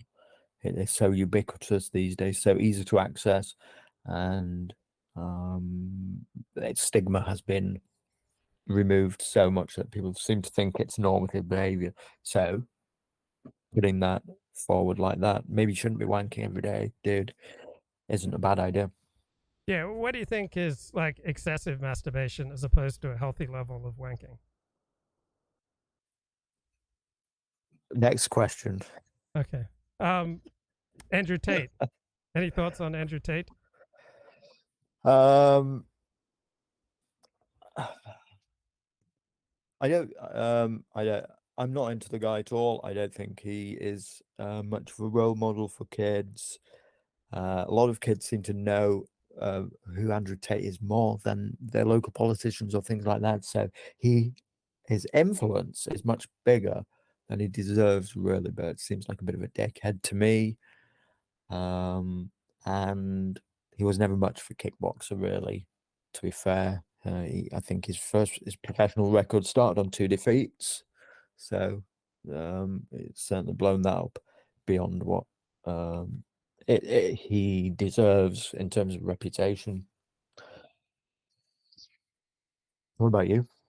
What do you think of Andrew Tate? I just find him so repulsive that It's his influence among young people that's surprising. Yeah. Well, it's surprising in the sense that, Alex Jones is influential among some people. Like, I'm sure they're both influential among a subset of morons. Yeah, I think there was a survey done, though, just of like high school kids, high school boys, and something like 70% knew who Andrew Tate was, but none of them could name the Prime Minister or something like that. Or far less could name the Prime Minister, but they knew who Andrew Tate was. And how much attention have you paid to Millennial Woes? So Millennial Woes, some, certainly some, because his millennial is such a big fixture on the alt-right, isn't it? Yeah. So he's somebody else who walked into like a goose that lays a golden egg there, and his own way of being is very disabling because he doesn't seem to realize like what a golden goose that thing is, and he can't seem to use it as a springboard to better things. That's the only thing he can do. He's got it, and the golden goose lays the golden eggs 30 times in December, and then that's it for another year. But it is what it is. It's a fixture on the alt-right, and every year everybody gets together. So I watched those, most of them. I watched less of them this time around, but for the previous, I think it's been getting worse, basically, progressively worse, because there's really less and less to say, or it's all been said far too much, or there's a greater proliferation of grifters versus authentic amateur people who just have interesting things to say. So now, as time goes on, we have more and more grifters on the scene, or more and more people who are attempting to create a monetized audience. And that just isn't as interesting as people who, for me personally, who are amateur and are just on the internet because they really have something that they want to say to the world, and they're not thinking about whether somebody's going to be giving them $10 at the end of it. So this is my really only interest in Millennial Woes. I used to find all his old content where he used to sit there in a dressing gown and smoke. I used to think that was disgusting, and I never watched any of it. Are you okay with like watching fat people on a live stream? You say fat people? Yeah. Sure. I'm anti-fat, though. I've got to be honest. But I mean, it doesn't. Yeah, I think people shouldn't be fat, but I'm not like grossed out at it. I'd like to help them. Yeah. And to what extent do you think that the people who do what we do, produce a lot of live streams, to what extent do you think that comes from a healthy place versus coming from a broken, unhealthy place? Oh, I think it certainly comes from the broken side of the aisle. I think you have to have gone through hardship or be in some kind of... I think you have to have gone through adversity to come to these ideas and this weird niche end of the political aisle. I think you'd agree with that, wouldn't you? Yeah, marginalized movements attract marginalized people. Yeah, definitely. So we are a movement of broken people. That's kind of an Achilles heel, isn't it? Yeah. I mean, you can't build anything good off a movement of broken people. What you can do is destroy. Yeah, we're a bunch of rejects, aren't we? But what about like the live streaming, producing and consuming element?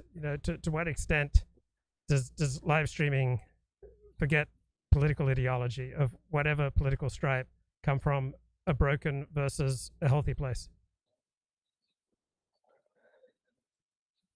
So I'm thinking particularly of the political type probably comes from the broken sense. I mean, there's many functional people who do live streaming. There's many functional people who've turned their hand to video media. In many ways, I asked the question of myself: should I have just started like a fitness channel? And I'm not sure that doing a fitness channel would mean that would come to a broken place. I think it sends those attracted to actually start whatever talking about dissident politics. Probably because of those aspects of myself, rather than if I'd have been, just like a, I don't know, fully positive person, then I could have done some positive media and that. What do you think? Well, I think if it either is neutral or enhances your life, it comes from a healthy place. If it destroys the quality of your real life and distances you from the people that you were formerly close to, then it's destructive. Sure. I'd agree with that. I mean, well, if I have to give some pushback, it's that we don't live in a neutral, in a fair playing field. We're not on a fair playing field. If like free speech was honored, and all ideas were acceptable. Look, even as I'm about to say that and try to make this case that, like, I know the dissident right wants me to make and push back, I just realized what like an idealistic, stupid world that would be anyway. There's no such thing as a system where there's free speech allowed. So I don't even know what point I was trying to make there, Luke. I've railed myself in. What role do books play in your life? Are you much of a book reader? No, not really. Unfortunately, Luke. I think, are we approaching the big question? I can show you what the interesting thing I've been reading lately, if you want. Sure. Here it is. Let's have a look here. Oh, secular Quranism, a new moral. I did not Claire write a book. Yeah, so it's very thin, but she's self-published a book finally. Did it get a review in the Times? It's £5 on Amazon. But so I don't know. By the way, if it's going to get any reviews. He's desperately wanting me to review it. Colin Liddell says I have to do a review for his website, but it's a drag. Basically, it's a drag, even though it's very thin. Have you ever been a religious man? I'm not religious, Luke. To be honest, I feel pretty detached from it. I think that religions are tribes, and so I am nominally a Christian. I am, but I tend to think it's hocus pocus in terms of religion. I'll just be on, just being upfront about that. I wish I was a believer, but I don't know. There's a podcast called Embrace the Void, which is conducted by a left-wing academic whose name I'm blanking on, but at the end of every show he does this enlightenment round where he asks people, a series of questions. Are the following things real? So do you believe that God is real? It seems like like too much of a silly question, because it demands what is God. Like the Buddhists would say that like the universe is God. So I mean, what are we talking about? A personal God or? Yeah, so you live in a nominally Christian country, so to the extent that people are religious, traditionally in Great Britain they've been Christian. So a God of the Christian conception, is that a real thing? I tend to think that the Bible is man's attempt to put these ideas into words that make sense, but I tend to think that these are man's interpretations of what seems like a massive cosmic question of where did we come from, and still really nobody has a good answer to, but an anthropomorphized guy giving commandments or shooting out lightning bolts just seems utterly absurd to me. Okay, so if I had to put you into a dichotomy, I'd put you down as a no. Okay. What Go ahead, about yeah. justice? Do you think justice is something that's real, that we should be striving towards, or is it just entirely subjective?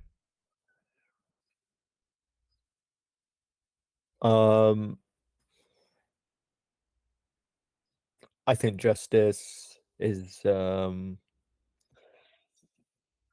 whoa, these are difficult questions. I don't know the answer to that.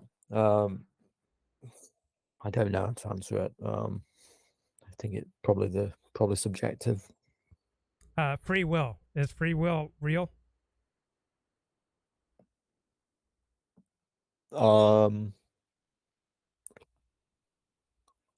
Yes. Demons. Are demons real? No. Afterlife. Is the afterlife real? No. Truth. Is truth real, or is it entirely subjective? Truth is real. Beauty. Is beauty real? Yes. And hope. Is hope real, or is it just a fantasy? Oh. I mean, for the last three here, I could have said you're asking if like abstract concepts are real, which seems to undermine the premise. But yes, hope is real. Would you describe yourself as having a strong, medium, or weak in-group identity? I would consider myself to have. Let's go down the middle, medium. And as your in-group identity is waxed or waned, you notice that it's accompanied by changing perspectives and feelings about outgroups. Yes. Right. The stronger one's in-group identity, right? It's almost always inevitably accompanied by increasingly negative feelings about outgroups.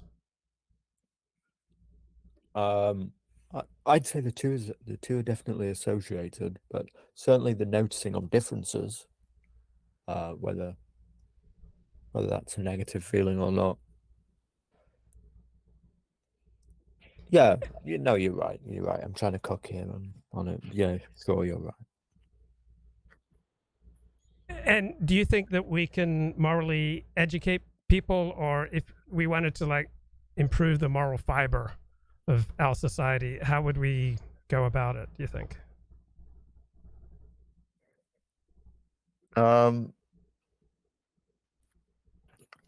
Ask me that question again, please. Sorry. How could we improve the moral fiber of society? How could we improve the moral character of individuals? I think that's exceptionally difficult unless kids are brought up correctly, and I think kids need to be brought up. I think the education system is pretty bad, and I think it's all about upbringing, Luke. I don't have a great answer for you. Go on. Upbringing, do you mean parenting? Parenting, but also directing kids into what they would be naturally inclined to excel in. But also, I just think like schooling should be like 90% physical activity or something like that until kids are like 13, 14, and then like some classes in maths and English or something alongside, and then people should specialize after that, a bit like the Olympians used to do. Get rather than this kind of mess that we've got into now. So the system we have now seems to be much more amenable to females. Like they seem to be much more susceptible to coloring within the lines, following the rules, doing what the teacher wants. Boys tend to be much more rambunctious. Is that fair? Sure. Boys need physical activity, in my opinion. I mean, we have this obesity crisis. We have this crisis of incels. And all this problem.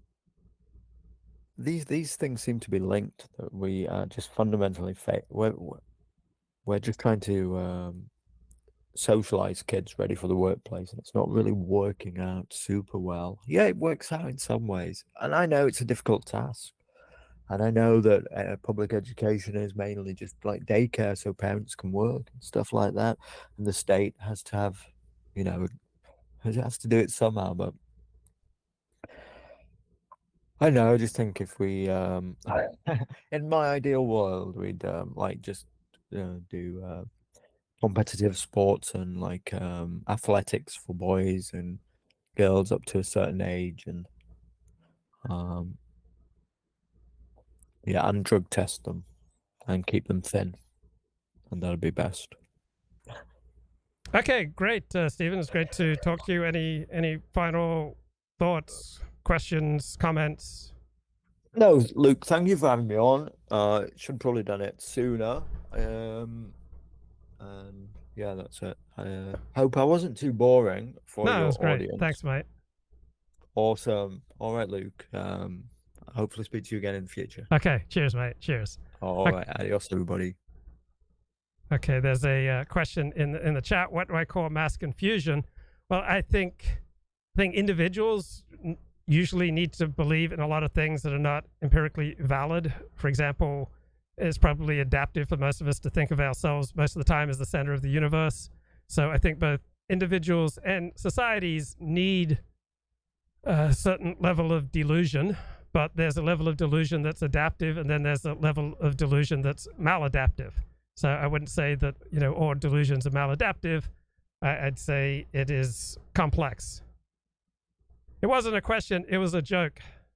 Okay, I took it seriously. That's the thing. When you're doing a live stream, so much of my cognitive processing power is occupied by, say, monitoring audio levels, audio quality above and beyond everything else, then thinking about what I want to say next, questions I want to ask, how things are going on with a guest, what the audience is saying. And there are so many things competing for my cognitive power that there's not a lot of room left for understanding when people are being ironic.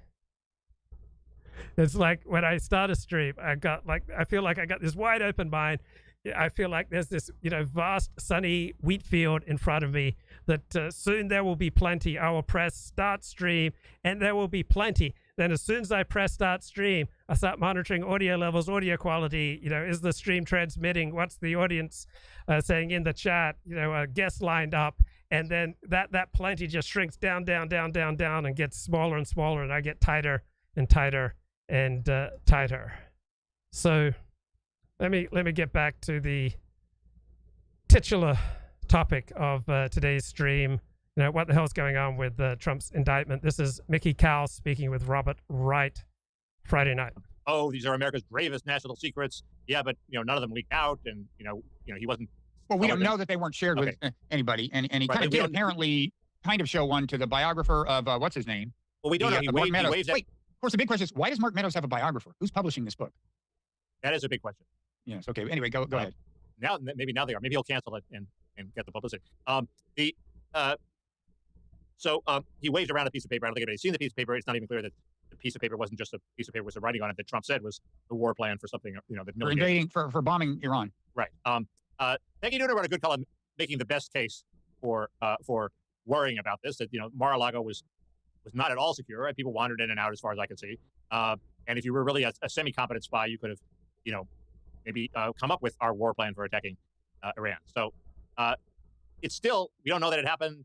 There are a bunch of cases, precedents for violating secrecy laws. One of them is General Petraeus, who had a black book where he kept a lot of secrets, clearly national defense information, code names for spies who would be killed.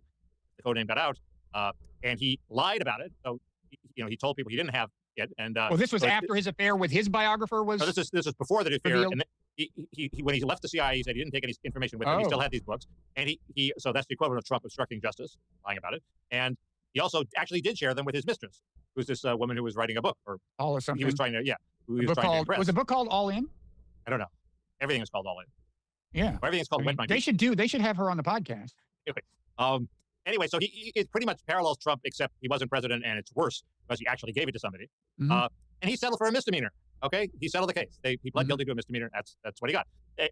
Similarly, John Deutsch, who was a high Defense Department official, Hillary Clinton, and I think he was head of the CIA also, had classified a bunch of classified material on his home computer, unsecured, totally putting it at risk.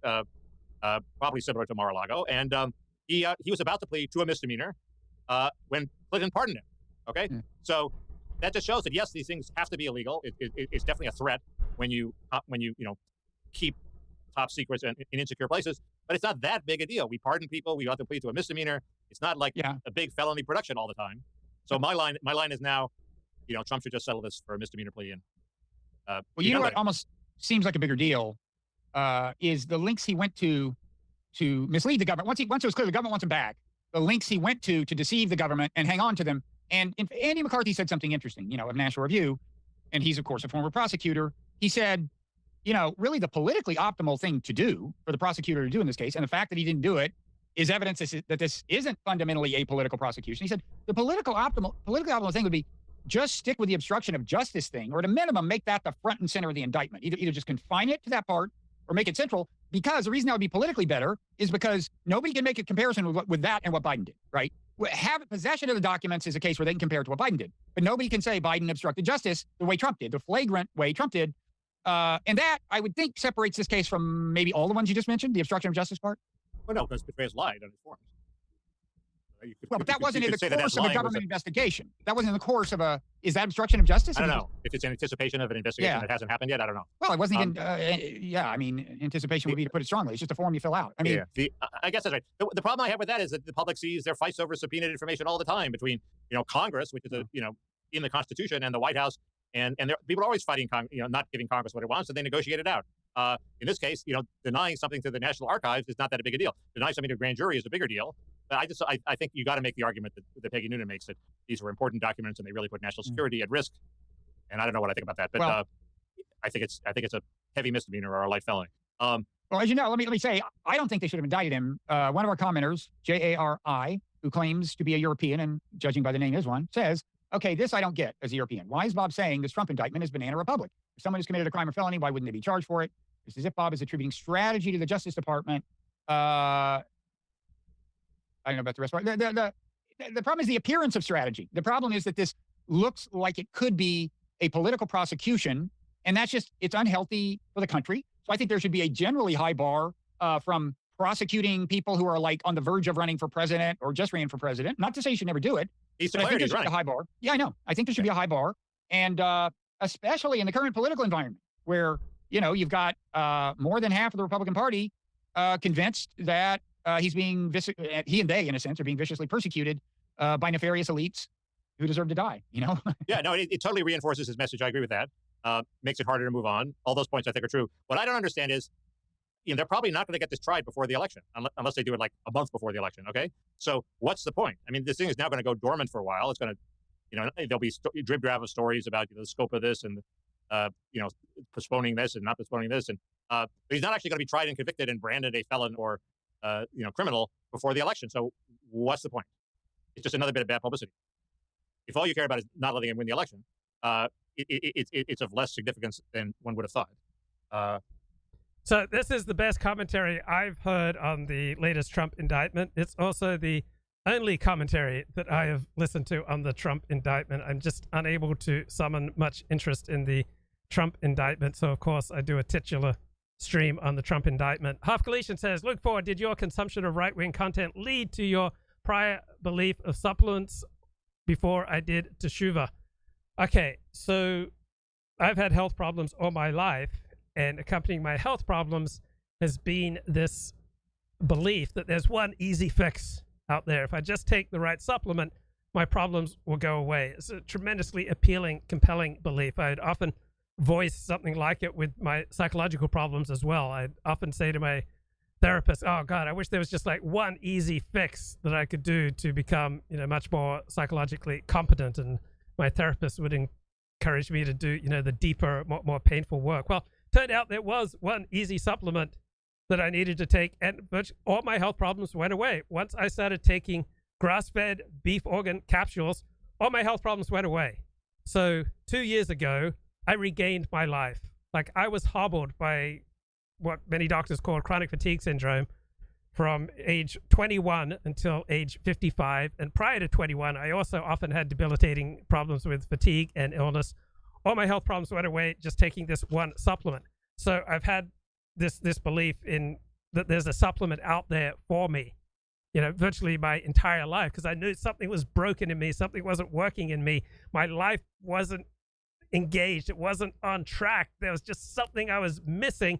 And I also believed that something was out there, and I just had to get a big enough audience, reach enough people, connect with enough people, and someone would come along and suggest. And so luckily I developed this great relationship with Amazon. And then I think one day Amazon suggested to me grass-fed beef organ capsules. Within 2 weeks, all my chronic fatigue problems went away.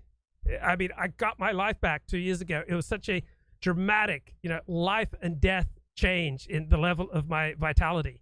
And so basically I started taking grass-fed beef organ capsules, and I also take cranberry extract, so that I don't know how to talk about the benefits of cranberry extract in a classy 19th century Victorian gentleman manner, which is exactly what I'm known for. So I'll just leave it there. So those are basically the only supplements I take anymore. I knew there was something wrong. There was something wrong. But that's also why I was holding out for a hero. That's also why I was like particularly vulnerable to a guru such as Dennis Prager, why I'm vulnerable to cults, why, you know, I did this dramatic religious conversion. That there was, you know, a loathing inside me for who I was, and a desire to transform myself, to leave behind this unwanted self, and to remake myself in the image of a guru or a new community. That there was just someone out there who could fix me. And I think thousands of people have felt the same way about Dennis Prager or Reverend Sun Myung Moon, or I don't know, maybe Eric Weinstein for some people, or Jordan Peterson, that a lot of people feel broken. And then there's this guru type figure who comes along, and they feel happier when they listen to him. Like a lot of people, you know, experience depression, then they listen to Jordan Peterson, they clean their room, they followed some of his basic life advice, and it seemed to dramatically improve the quality of their life. And so they developed this intense relationship with Jordan Peterson. So I would say my yearning for a supplement solution, my yearning for one easy fix for my psychological problems comes from the same, you know, broken place. Yearning for a cult, yearning for one easy fix. All right, yearning for the easy way out. That has characterized my life. All right, a little bit more here from Robert Wright talking with Mickey Kaus. Course, Bob. That was a couple of episodes ago. Where does he find my Buddhism course, the Coursera course? You receive in reply includes the URL of the course. There are a couple things I forgot to say about the whole concatenation of Trump indictment and Biden scandals. Mm-hmm. One is that this Petraeus prosecution, which ended in a misdemeanor plea, is how Obama knocked Petraeus out of the race. He was a potential rival. So I think we underestimate the extent to which people who are president like to eliminate their rivals by charging them with failing to handle classified information correctly. There's that precedent. The second thing is the Biden sort of the scandal that the right is saying that this whole thing is designed to ignore. I thought I was overplaying it because I thought, well, what do the Republicans have that's any different from the dossier? You know, the dossier was a bunch of second-hand information that said maybe Trump had some prostitutes piss on a bed that Obama had slept in. Maybe Trump was, you know, promised money if he'd sell out Ukraine to the Russians, or sell out various things to the Russians. But it was all just gossip gleaned from like what people were speculating about. Well, this is a little better than that. This is allegedly they have a confidential source with a track record who has talked to the head of Burisma, who boasted that he'd given $5 million to bribe the Bidens. Now, and I think it's somebody who talked to that source, or it is the source directly. So who's reporting that this source says this?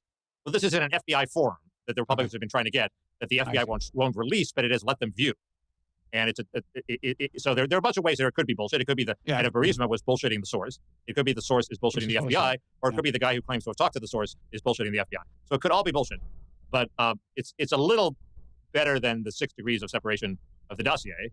And they've now come up with a quid pro quo. They've now come up with a quo. Apparently, they claim that Biden did push for some oil and gas deal that benefited Burisma after he'd gotten rid of this prosecutor, who wasn't really going after them. But put that aside, after he got the $5 million, he did do something that they liked. So the makings of a genuine scandal are there. I'm not saying it's a scandal yet, but Biden reacting testily anytime anybody mentions it is not an indication of confidence. I'm almost surprised, given the amount of concern, which I personally think is legitimate, about Biden's viability as a general election committee. I'm almost surprised that there hasn't been more made of the Burisma stuff, by people other than Republicans who hate Biden, Well, like I say, nobody wants to do it publicly, I guess, is the problem. But a lot of people want to get out. This summer, they will do it publicly.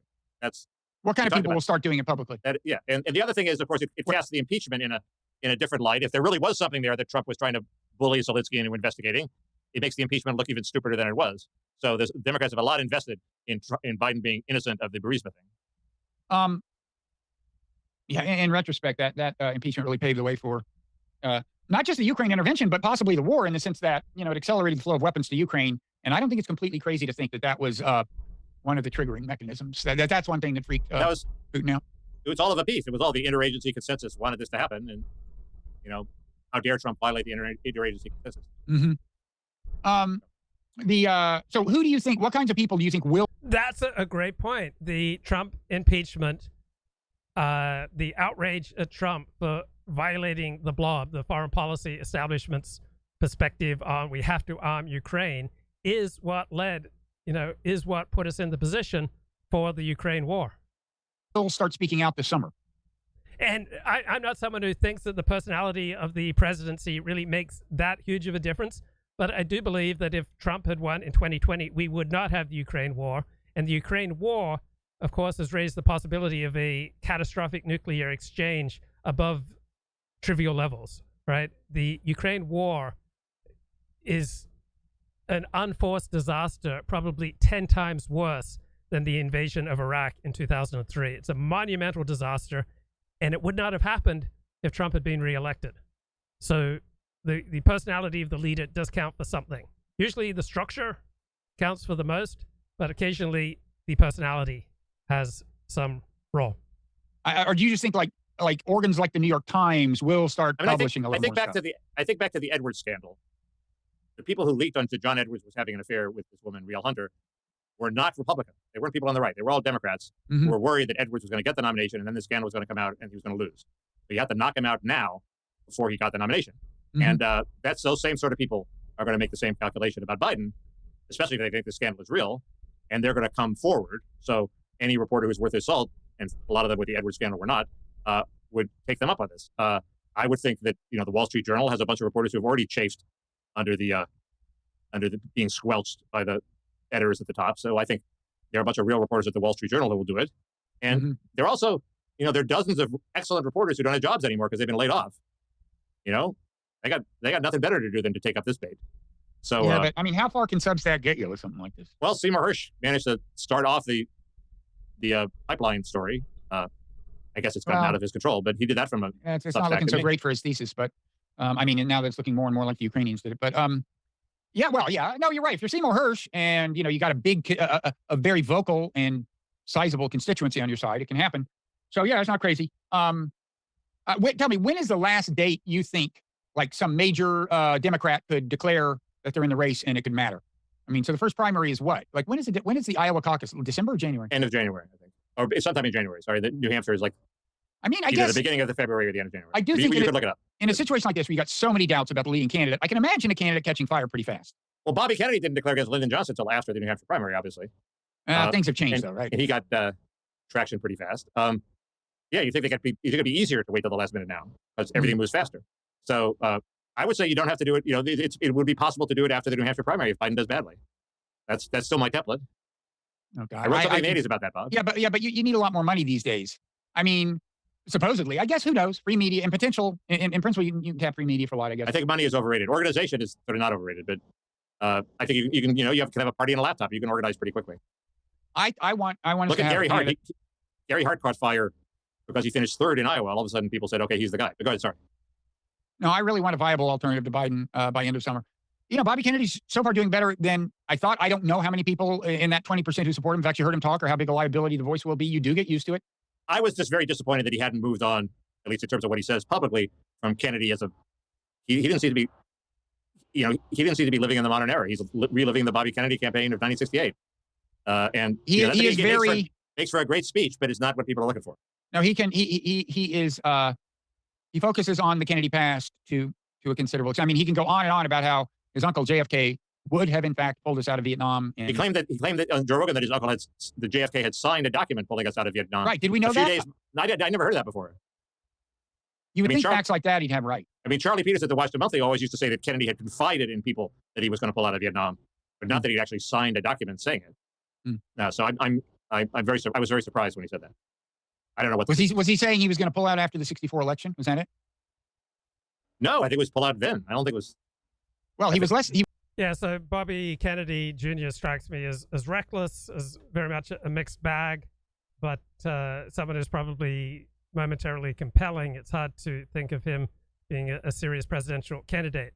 Right, Robert Wright, Mickey Kels also talked on Friday night about has Tucker Carlson undergone a psychotic break?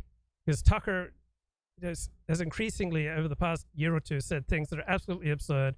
Tucker's jumped on the UFO bandwagon.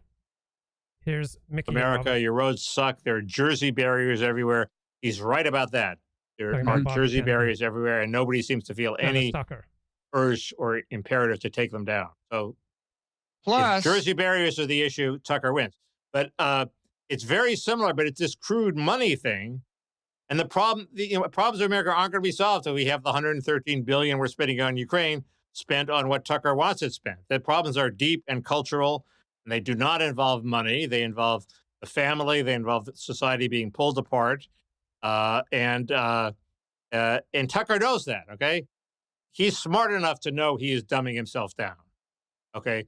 Robert Kennedy, I think, is not smart enough to know he says the same pitch with the money and it's all economistic. He's not smart enough to know that doesn't work. I think that's the difference between. Well, in other words, he does not agree with you on certain parts of ideology. That's what you mean by not smart enough, is he doesn't agree with Mickey.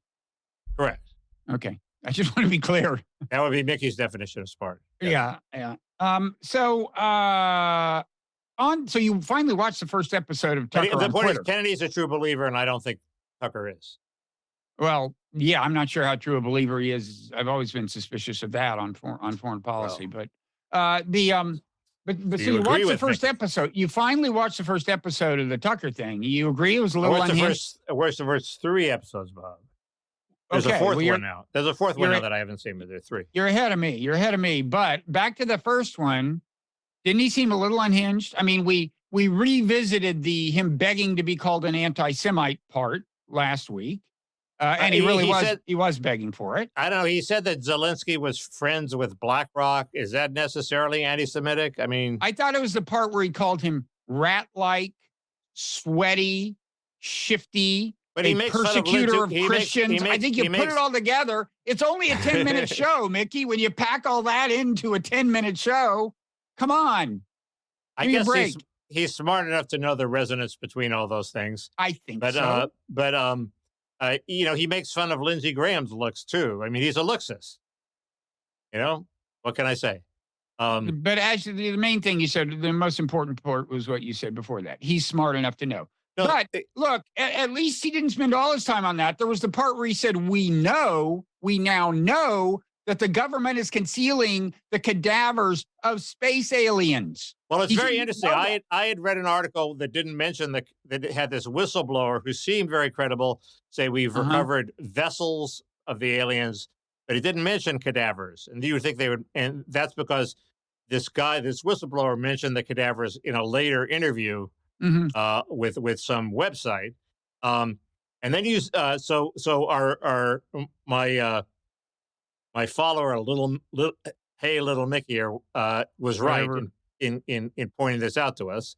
And that does detract from the guy's credibility. I mean, not only because it's inherently less rational for the aliens to send actual aliens as opposed to probes, right?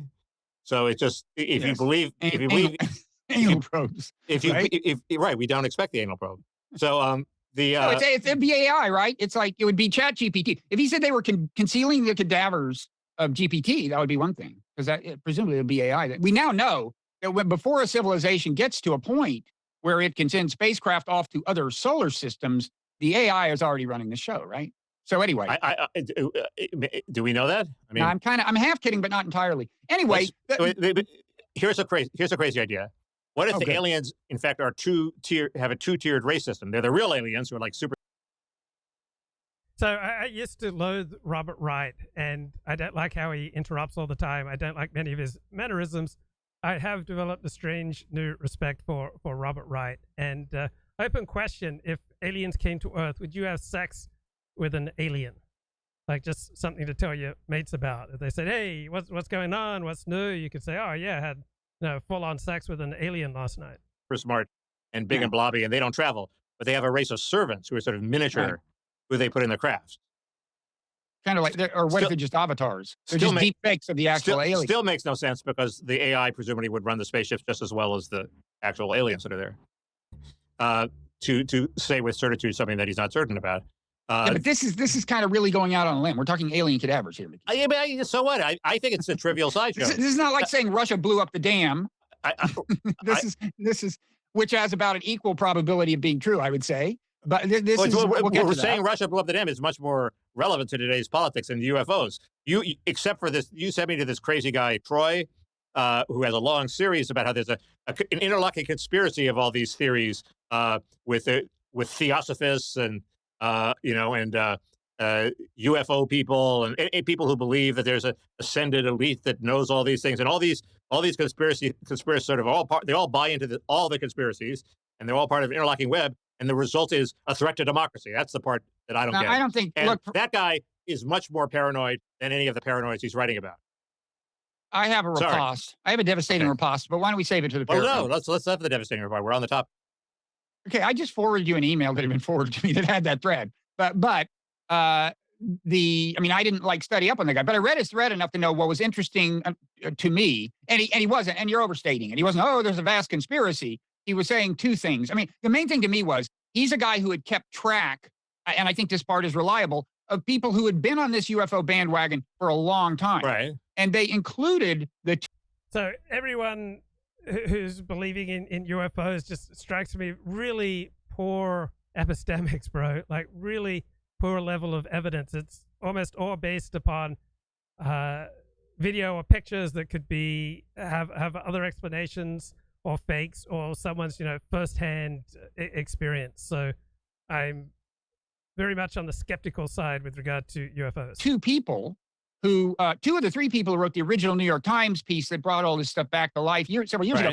Now that piece I think was solid because they also threw Helene Cooper. No, it wasn't solid. That's absurd. Like a Pentagon correspondent or something on that case. So she was part of the byline. Right. And I think the shit was solid. And I'm not saying it wouldn't have been without her, but those are, I didn't realize, like when we first heard about this whistleblower, it's like, and the piece about him is written by two former New York Times people. Okay, well now we know they've been on the UFO bandwagon for a long time, which I didn't really realize. That was what was interesting to me. And that was the only reason I forwarded that thread. Then the guy did go on to say it is a trope in various kinds of anti-government rhetoric. I forget if he said on the right or left or both, that, they're concealing shit from us and the UFO thing stuff works. Yeah, just because New York Times reporters are taking UFOs seriously doesn't make UFOs a serious consideration, right? New York Times reporters are often completely out to lunch. Into that well, and I think he's right about that. Tucker's a perfect example. He's a perfect example. Well, that's what he's appealing to is anti-government paranoia. If you believe in one conspiracy, you're more likely to believe in another conspiracy. I agree. If you're an anti-vaxxer, if you believe in UFOs, you're more likely to believe that the vaccines are a plot by the drug companies. I understand that. It's when he says, and therefore they're a grave threat to democracy. So I saw my old friend Josh Randall. I was doing a stream Friday evening with Dennis Dale just before Shabbat, and just before I left the stream, Josh Randall stopped by. I haven't, had him on any of my streams. He left after I was a bit of a jerk to him, a year or 2 years ago, and I subsequently privately apologized to Josh for being a jerk. But another stalwart of the show who's like washed his hands and moved on. It's like, doesn't want to be part of the show anymore. But it was, great to have a little bit of interaction with Josh Randall Friday evening, and I was saying that much of conservatism is based on a con of shilling supplements. And Josh Randall had a great response. Well, what about the left and pharmaceuticals? So establishment conservatism and the center and the left are, largely underwritten by pharmaceutical companies. My answer to Josh would be that pharmaceuticals are far more regulated than supplements. So supplements, you can make far wider claims on a much weaker basis of evidence than you can with pharmaceuticals. But certainly many pharmaceuticals have been approved and are being promoted and being prescribed in a ways that are bad for people. So it seems to me that right now, if I had to weigh things up, kind of 50-50, but it seems to me that supplements are more of a con game right now in America than pharmaceuticals. But I'm very open to being wrong here. He does say that. He does say that. Read the whole thread. And therefore, they're a great threat to democracy. Yeah, so he goes off the deep there. And what he doesn't say is this whistleblower, this current And let's say hello to Elliott Blatt. What's going on, bro? Uh-oh. How's it going, Elliott? Blessings to Elliott Blatt, who can't hear me. I just heard an uh-oh from Elliott. whistleblower that Tucker talked about, who seems so credible, yet does talk about cadavers. Is he a theosophist who also believes in drug conspiracy? Is he part of this vast network? The theosophy thing is wild. You know who was, if I understand theosophy, if I'm not mixing it up with something else, it was this guy, what is it? There's the Waldorf schools and the other kind Rudolf of school. Steiner, he was anthroposophy. Yeah. He replaced theosophy with a man-centered view, which was anthroposophy, I believe. But he's in the theosophy lineage? He's a spin-off, I think. So the Waldorf schools, were part of that. You know, the Waldorf schools give, like, part of their philosophy is that you should give very young children the dolls they play with, like 2 years old, 3 year old. Hello? Should not. Elliott Blatt, what's going on, bro? Oh, all right. I couldn't hear you last time, Luke. Sorry. I don't know if it was on my end or your end. Sorry. Blessings. Blessings. Early blessings. Yeah, this is started early. Great opportunity I woke up to just heal. to see Stephen leaving. So, my bad. Had a nice, restful sleep. Oh, lucky you. So Luke, I had a little journey yesterday. Beautiful. I went to the outskirts, I got outside of the metro bubble, Yeah. Just to see what life was like. I had a birthday party to go to. Beautiful. And it's aliens, bro. It's weird out there. It's a different culture out there, man.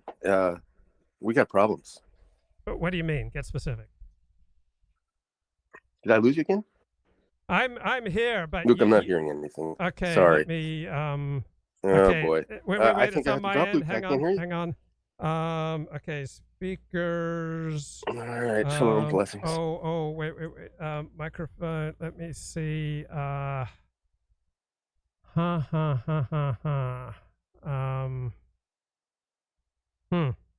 This is on my end. So microphone. That's right. And then, did you hear that music playing? Speakers, testing, microphone. I don't know why. Okay, I'm coming through. The audience can hear me. The audience can hear me, but Elliott can't. So I don't know what's going on there. Sorry about that. Try to come back, Elliott, if you can. I have faces. They should not have faces. Okay. They have a bunch of weird beliefs. But okay, anyway, it's a weird group to include in this vast conspiracy. Anyway, we were talking about Tucker. Yes. He's a fucking nut. Okay, we agree. Let's talk about Ukraine. He seems to have bought the UFO Kool-Aid. Yes. Oh, I don't know if he has. I don't give him that much respect. My point is just that when I said it's not like saying the Russians blew up the dam, it's another, that doesn't convince people that you're crazy, right? This convinces people he's crazy, even though I think it's just reckless opportunism or something. This guy we were talking to on Twitter that you mentioned did say, and he was a Tucker fan. He said, I think he's had a psychotic break after watching the first episode. And I don't think he has, but I think it was weird enough for non-crazy people to say, is he having a psychotic break? You watch the whole thing, it's fucking weird. The weird Zelensky shit. Well, it is weird. UFO cadavers. That's fucking weird. It's a lot weirder than the stuff he was writing for the Daily Caller. And it wasn't exactly that he was restrained by the editors of the Daily Caller, since he owned and ran the Daily Caller. Nobody was restraining him, and yet his pieces were very respectable and nuanced. And this is all very unsubtle and a little crazier. And you wonder if I think he is being cynical about it, but the UFO thing, I think he actually believes, because the government has been more open about UFOs than it has been before. So there's a trend there. UFOs could be real. Sure. And there's interesting suggestive evidence. This David Fravor pilot, he's interesting. Okay. But what interesting to me is Tucker, he's sort of been forced by getting fired to carve an alternative to cable news. And his latest latest episode, which I didn't see, is all about how cable news is doomed. So presumably he is the wave of the future. And he might also decide the same thing about political parties. You know, we have these two parties, they're doomed. Time for a third alternative. I'm just saying there would be a harmonic convergence of his entire worldview if he either supported a third party run for president or mounted one himself. Goes for the alien vote. See, that's what I mean. This is nuts. If you're well, it depends. If you just want to pick up 7% and cause a ruckus as an independent and swing the election, sure, go alien. Okay, I think that's enough from that show.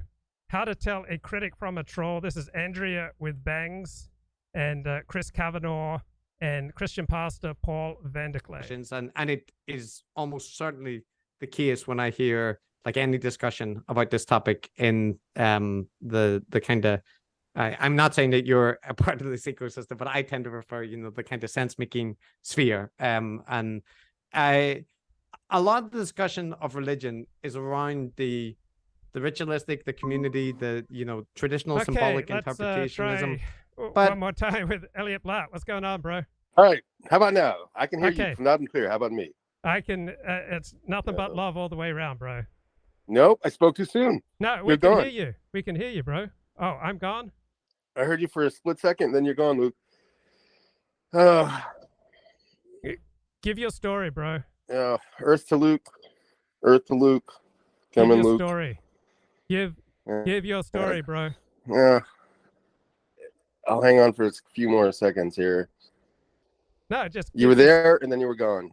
So I don't believe it's on my end. Okay. All right. 10, 9, 8.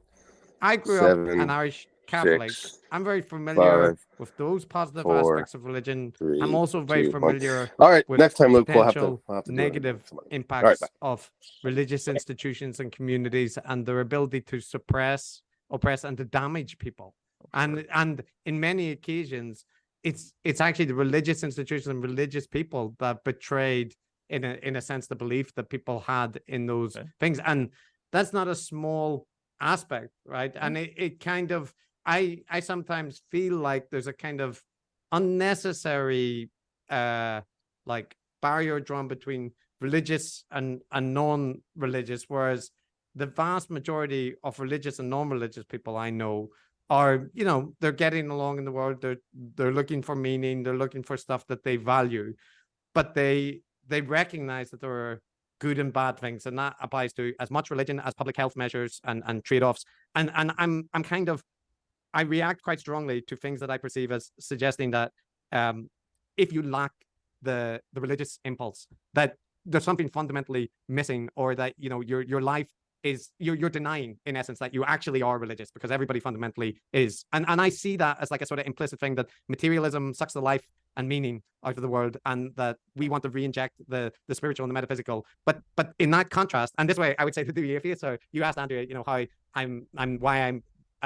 I would distinguish myself from the new atheists. And part is because I actually study religion, whereas lots of the new atheists don't. But the other part is that I don't think that inherent conflict has to exist. Like I think tolerance and like a willingness to recognize that people can draw meanings from different, like secular or religious meaning structures is beneficial. And that's why I'm quite reactive to things which are presenting a secular world as fundamentally like cold and alienating and devoid of meaning, because I don't think, I think that ends up in the discussion with higher. I think I agree with Chris Kavanaugh here. Meaning primarily comes from relationships. It should primarily come from your family, your extended family, your friends, and community. Atheists able to be moral without, a religious structure to keep them on the straight and narrow. And I think all of those questions have been like discussed and answered in hundreds of years of debates between atheists and religious people. So in I guess in part that's a whole bunch of things, but that's partly my reaction to that, Paul, is that I think it is, you're completely right that we should take seriously the attachments and social ones, and you could frame it in other language, as you suggest, like the experience of the numinous, the like esprit de corps, or being touched by the Holy Spirit, or your commitment to the Sangha, or whatever it might be. But while acknowledging that, I'm not sure that I agree that my secular worldview requires like kind of that's a metaphysical reality that I can't comprehend, because I feel like I comprehend it okay, and that I understand people that value it. I don't personally believe in the metaphysical aspects of it, but it doesn't feel that mysterious to me that exists in human, given the kind of social beings that we are. Okay, Paul, I want you to take it, but I have a little quick something just to be clear regarding the empty desert scape of secular materialism. It's not just. So this is Andrea with bangs. She's religious, I believe. She's a Christian, and she's one of these lovely female commentators who seems like just a lovely person. But when she speaks, there are just rivers of words that just don't mean anything. So I'll just play a little excerpt. Secular materialism. There's absolutely Christian materialism, like which I didn't mean to. What the hell is Christian materialism? Like, Christianity is a supernatural religion. She reminds me of Alex Kashuta. Javelin, but did when I joined Twitter and talked to a bunch of scientists about science. The Church of Twitter. Meaning there. so it's not just secular. Like it's the. She talks and she talks, but she says nothing. Sad. I mean, if you say have a specific, well, what about lived experience regarding the Aboriginal way of like seeing science and like their lived experiences that back of the turtle, or like I don't know, there's a lot of back of the turtle like myths, but regardless, okay, that's not what I'm meaning for lived experience. Like I take lived experience seriously. Give me examples and I'll see how. Okay, you take lived experience seriously in what context? All right, if you're married to someone, you need to take their lived experience seriously. If you have strong friendships, you need to, at least treat your friends' lived experience with some respect. But if you're trying to ascertain truth about the wider world, various individuals' lived experience doesn't mean anything. Oh, seriously, I can't take them depending on what it is and the subject. I think that science has given us the ability to, my son has diabetes and a type 1. He is 11 and has had it since he was 4. Thank you, science. Thank you, the Canadian guy who can't remember his name, who came up with penicillin. Like, thank you for that. Insulin. Oh, sorry. You're giving a penicillin? Better get this straight, Mom. Are you sure your son has diabetes and you know what you're talking about? Yeah, I just said the wrong. Just inject him what's there. I inject him with whatever the pharmacy gives me, and it's the right thing. Okay. Well, that was my lived experience. That was a little bit off for that moment. Yes, I understand scientific method, helping us medically, like such amazing, like so many lives are saved because of the scientific method. That's the most front of my brain example. Like, is it true? Well, which truth are we, like looking at a story and who's the hero and what he. well, okay, sorry, I'm bringing up more things than I took too long. So Paul, I just blather on and on. Well, you had a question about wokeness and wokeism. So I was kind of curious just about the emphasis. Yeah, so both religious people and the woke, right, similarly come from claims about their own lived experience and how these claims should be treated as sacred and should not be subject to skeptical criticism. This on lived experience and the kind of reductionist nature of science and secularist worldviews. The other group that I hear, apart from religious people who advance that critique often, is postmodern kind of scholars, right?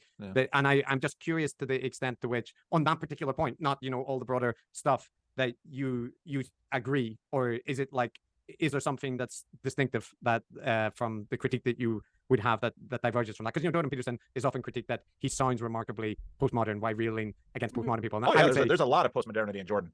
It depends what you mean, right? It depends what such and such is, right? That's something that's very common. So I'm just curious about, in that respect, to what extent there's overlap on those points, or whether it's like it's just a parallel evolution and there isn't actually a point of contact.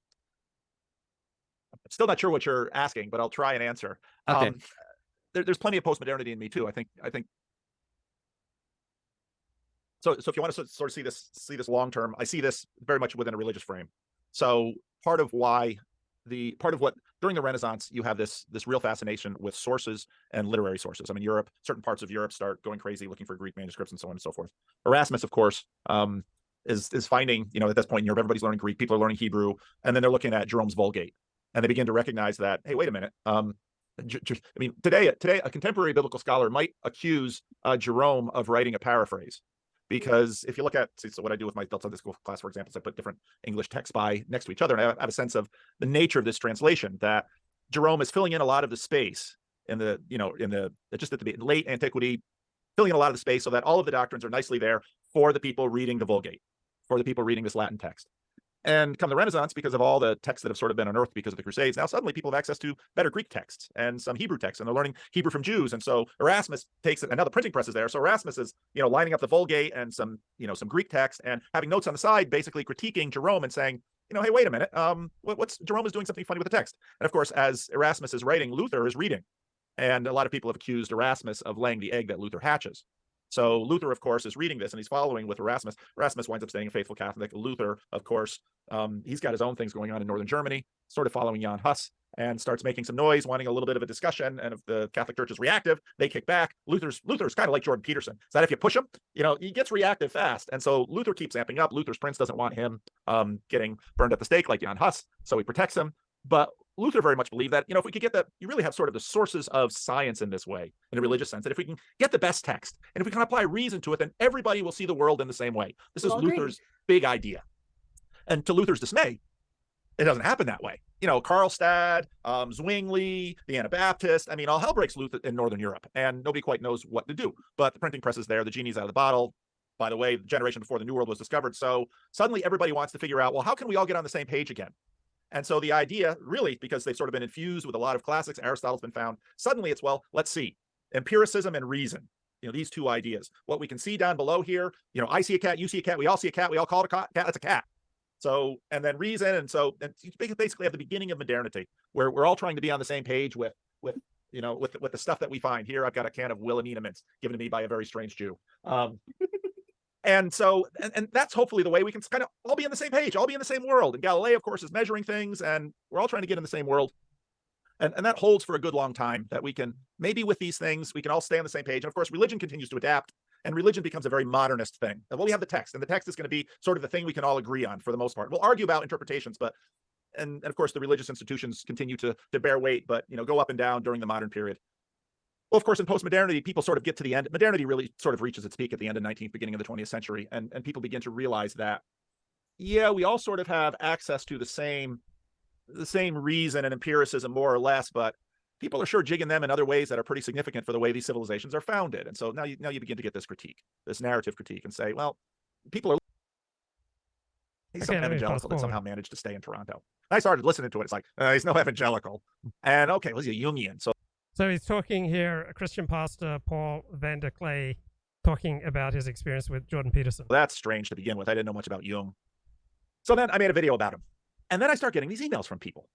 Oh, this is strange. So I start talking to people. I'm a pastor, so I talk to them about their life. And many of the conversations are in private, and so they're very transparent. And they got nothing to lose. They don't know me anything. I don't know them. And I begin talking to dozens, even hundreds of these people. And I discover that the vast majority of these people, number one, were men. Well, given Jordan Peterson's audience, that's not a surprise. But the really strange thing about him was that many of them were depressed. And many of them basically told me, by listening to Jordan's biblical series, the depression lifted. And I'm not talking about someone who was just feeling a little blue. I'm talking about people that, medically, when I listened to what they were describing, they definitely would have been diagnosed with depression.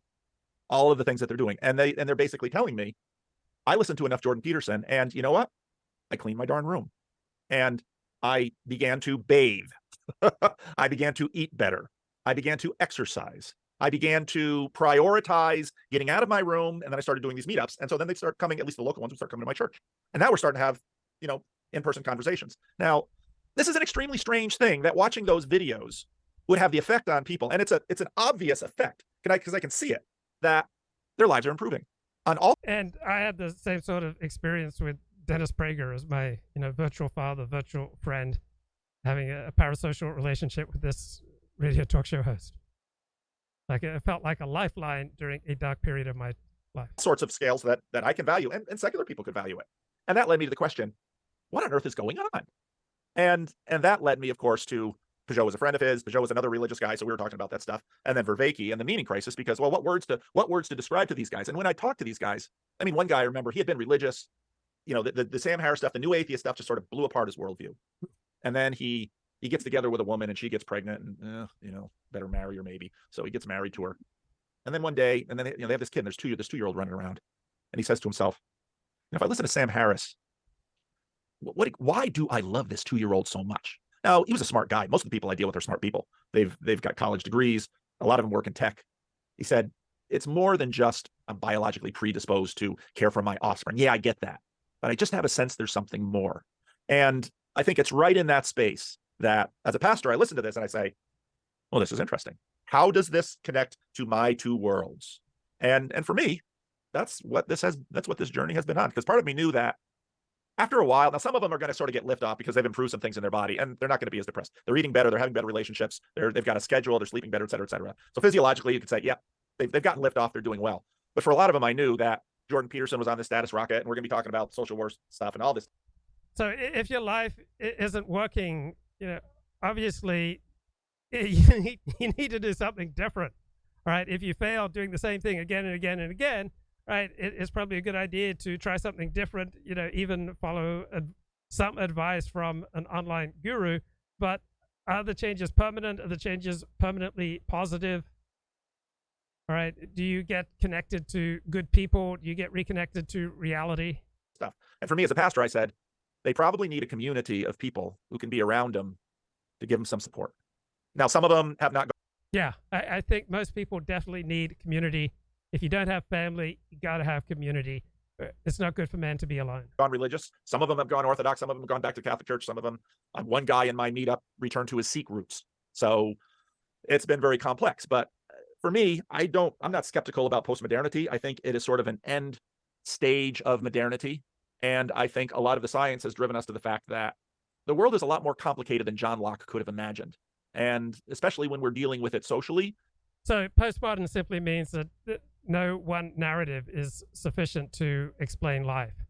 And so some people, they get their life turned around by narratives spun by Tony Robbins or Dennis Prager or Jordan Peterson, and it helps for a while.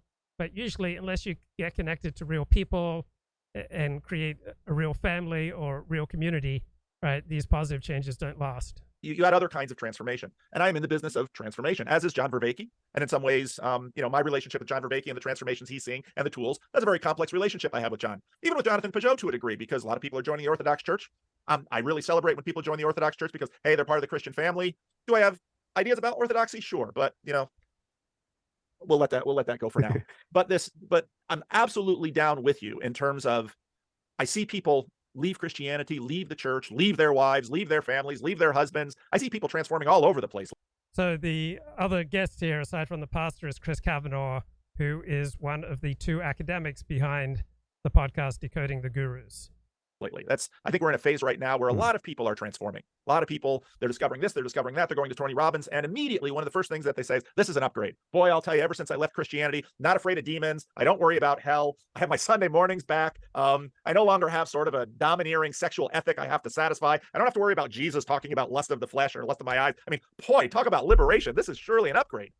And hey, Yeah, so on an empirical basis, definitely seems like some people's lives demonstrably benefit, at least for a time, from leaving Christianity, leaving Judaism, leaving Islam.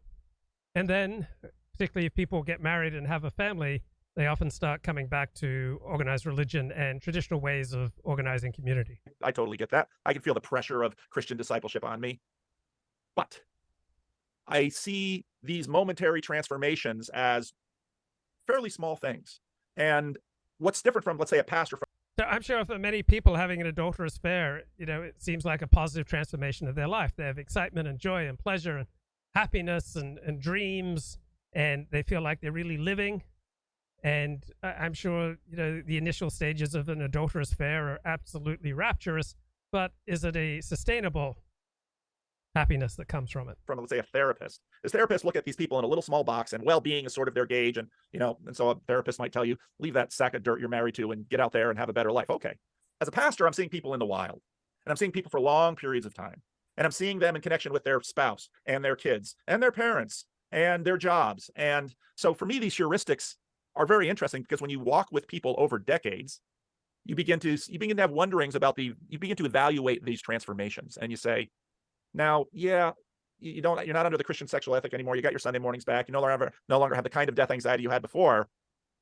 But these other death anxieties come in because now suddenly you have to get all of the good stuff between 0 and 80, and that's it. And then you begin to notice that, well, now there's a certain amount of YOLO. You only live once. Boy, if I'm going to get this all in, I got to get this all in. And maybe, I sure hope my kids are going to be okay if I divorce that jerk, but they'll be all right. They'll get therapy. And you just watch this systematically. And so what happens is that your evaluative frame is far larger in terms of these transformative experiences. And it's not only far larger in terms of their lives, it begins to get intergenerational, because actually their participation in church is going to impact their number of sex partners and their fidelity with their spouse and their relationship with their children. And yeah, I think he's touching on some good points here. More than religion necessarily shaping your sex life, the type of sex life that you seek is going to shape whether you're religious or not. If you want to have a lot of sexual partners, you're not likely to be religious or stay religious. If you want to settle down, be monogamous, and build a family, that tends to work out much better if you're part of a religious community. So perhaps more than religion shapes your sex life, your goals and your actions with regard to your sex life will shape whether or not you're religious. Dan, and when you watch this multi-generationally, especially after you're talking to people and someone comes into your office and you hear about their parents' divorce, and then you hear about their mother's boyfriends, and then you hear about the fact that, you know, they had to go to kind of a crappy. So I dated this woman. She grew up Orthodox, and then when she was about 4, her parents became swingers. And one day she walks in and like her mother's, in bed with another man. Soon thereafter, her parents divorce. She grows up in Manhattan, half the time living with her father, who's just out there banging Amazon blondes. And she told me hell is growing up, with very thin wall between you and your father, banging a whole variety of women. So the parent gets to have the thrills and the chills of sexual experimentation, but it frequently comes at an enormous price to the children. School if they went to college at all, because they didn't have any money because dad and mom split up. And then you start listening to these in multiple levels. So my heuristic is pretty broad in terms of well-being. And whereas on one hand, people might imagine that as a pastor, I'm like, yeah, real tribal. I want you in this box and I want you to act in this box in a certain way. I've seen people who have deconstructed from Christianity, and I think it's probably a good thing they did. Probably a good thing they did. And I actually. Yeah, if you're an empiricist, you can't claim that people who leave your religion, always have a diminished quality of life.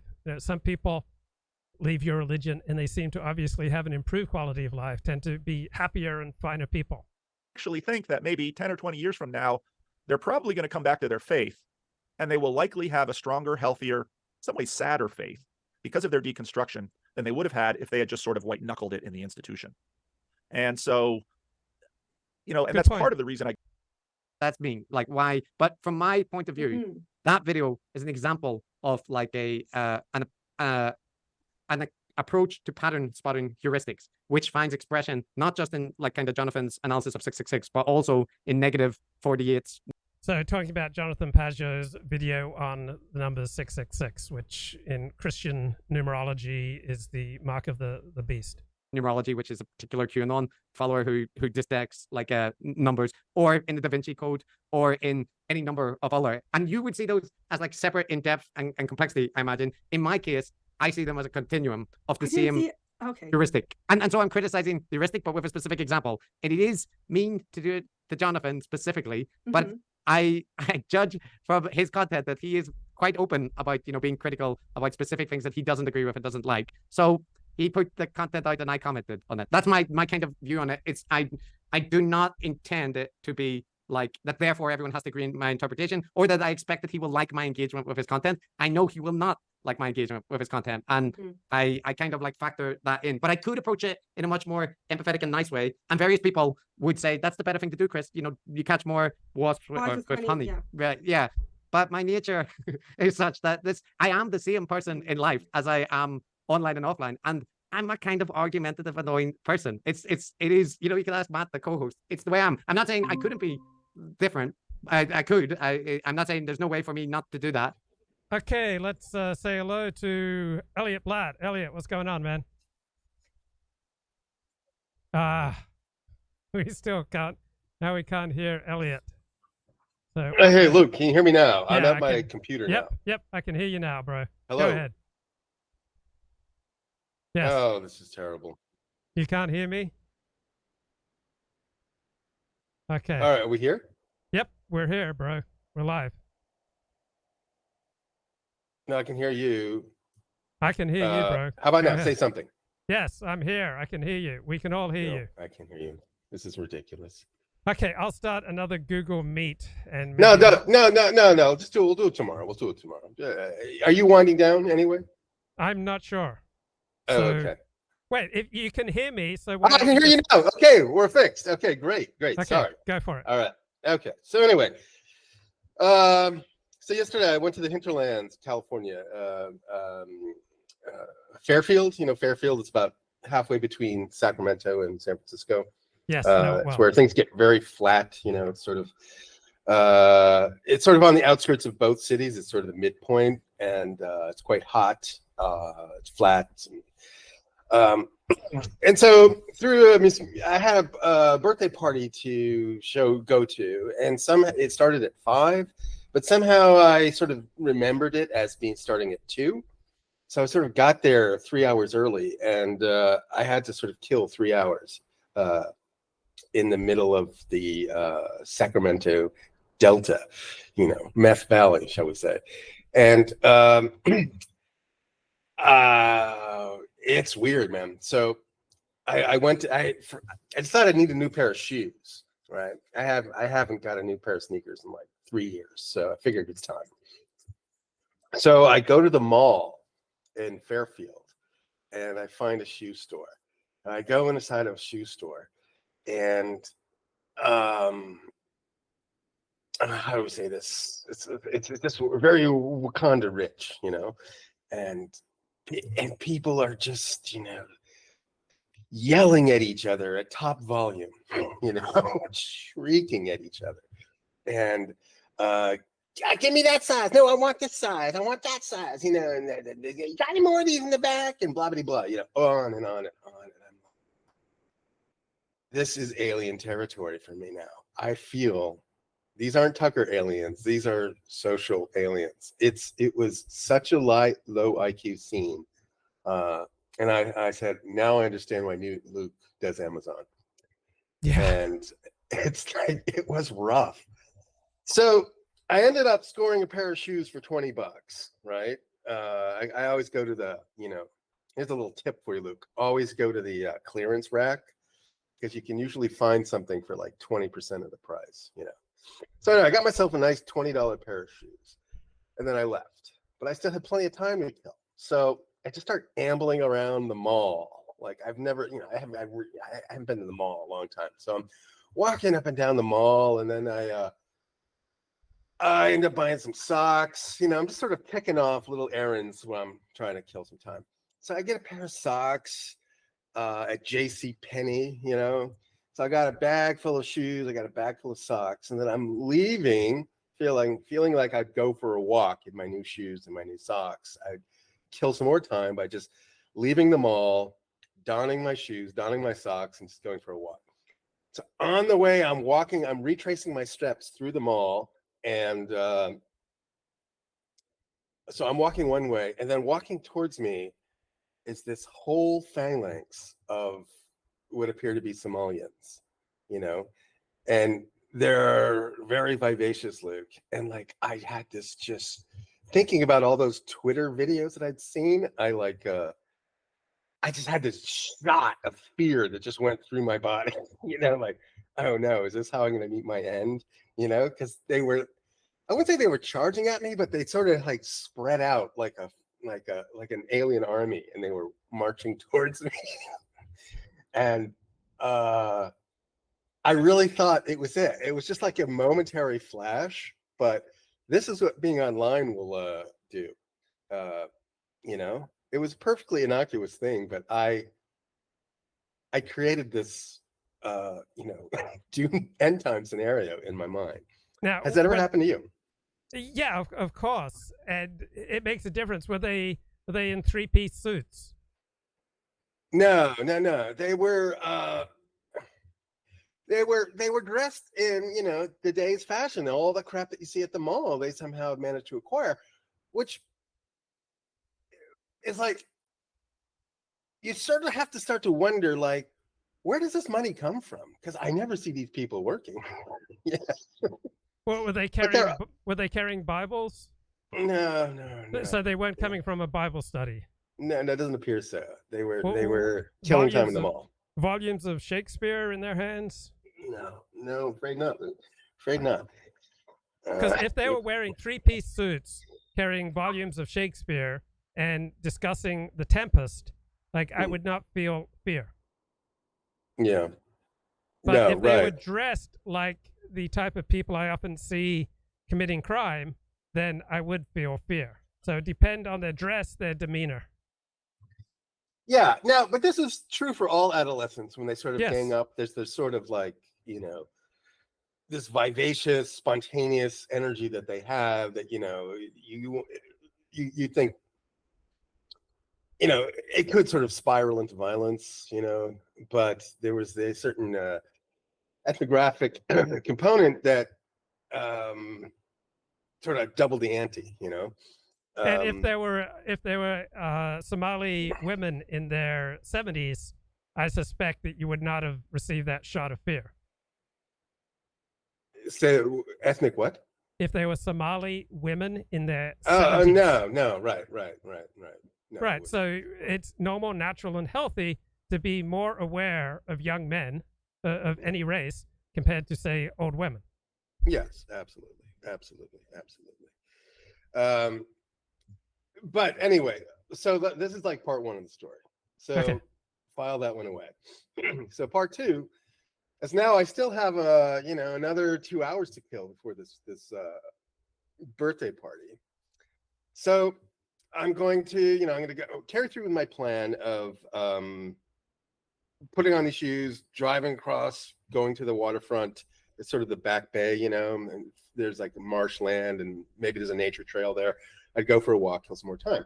So on the way through, I remember that I need to get gas, and I need to get some fuel injector cleaner, and I need to get some motor oil. So this is another errand I can sort of tick off my list. So I go to a Napa auto parts store, right? And I go inside, and there's a nice black gentleman at the cashier.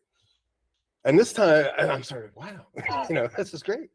So I ask him a bunch of questions about motor oil, the 10W30 versus the 10W40, and as the car gets older, do you use a 10W40? And he just starts spewing off all this information. It's like he knew everything. He was like clicking all the boxes. This was like an incredibly good, satisfying customer service interaction. And I'm like, wow. And he sort of carried himself like, I think he was probably ex-military. Yeah. And he, he's ex-military guys, they sort of comport themselves in a certain way. You can sort of tell that they were ex-military, right? Yeah. And like, wow, this is great. I got some really useful information. He was respectful, polite, courteous. This was a nice experience. Maybe we're not all doomed, right? So anyway, I got the motor oil. I get the fuel injector cleaner. I got a bunch of new information to look into, and so that was good. So then I leave, and that killed about 30 minutes total, right? So I'm down to like 90 minutes to kill before this birthday party. So I find this little downtown area near where the birthday party is, and there's like a Juneteenth celebration going on. Right? Remember that new holiday that was just created? Yeah, it's tomorrow. I'm so excited, bro. Yeah, like it was, imagine my luck, Yeah. And I'm looking, I see, like, you can see from the distance, there's all these things set up, these, what do they call it? Those pop-ups. I'm blanking on the word. Pop-up displays, and then there's music playing, and then there's, so I find a place to park, and I start milling through the Juneteenth celebration. And the music, look, it's this rap, that's like, it's like a different world. I can't understand it. I can't even be in the presence of it. Like it's so bad. It's so hard to listen to. And it's I'm thinking, this is so bad, it must be a parody, right? Yeah. They're not really doing this for enjoyment. They're mocking it, and I was trying to sort of seeing if I could appreciate it at that level, but it turned out it was sincere. and people were clapping, but for the wrong reason. They seemed to really enjoy it. So anyway, I can only bear about 10 minutes of that, right? And then so I find my way to the waterfront, go for a walk, kill some more time, but eventually it comes time for the party, right? I get there. And then, we go into this house. So these are like San Francisco expats that have been forced out of the city, and they've moved to the hinterlands, and they've bought property rather than, renting. And so they have this big, from a apartment dweller's perspective, it's a huge place, right? Multiple rooms, living room, dining room, multiple bathrooms, upstairs, downstairs, like, a real house, So so they're holding this party there, and I'm sort of in awe of all the real estate, because this place in San Francisco would be like $5 million, right? And I was sort of in awe, and then slowly but surely, all these people start filing in. These are all urbanites, mostly from Berkeley, and well dressed and educated, and just normies, nice Berkeley normies, start filing in, and there's hors d'oeuvres, and there's a dining table, and it's just polite conversation, etc. It's that one of those things. This whole sort of urban experience managed to sort of recreate itself in the hinterlands, And so there's lots of chit chat, a lot of idle chit chat about music and wine, and oh, I'm going to this winery and that winery. Oh, I love Pinot Noir, this kind of crap. And I'm just kind of nodding along and listening, and and then I sort of struck up a conversation with this woman who's from Berkeley, and she's typical liberal, and but we were sort of talking about the decline of San Francisco, which has now have been really precipitous, and everybody's talking about it because it's unmistakable. And I'm just sort of trying to poke and prod. I'm just sort of trying to get their analysis of what's going on, just trying to see if the different people's different gifts thing have any like purchase in this community. And of course it didn't. But so I said, well, what do you think we should do? So basically I had several of these types of conversations with different people throughout the evening. And then I always sort of would end it with, well, what do you think we should do? And universally, the answer was, I don't know.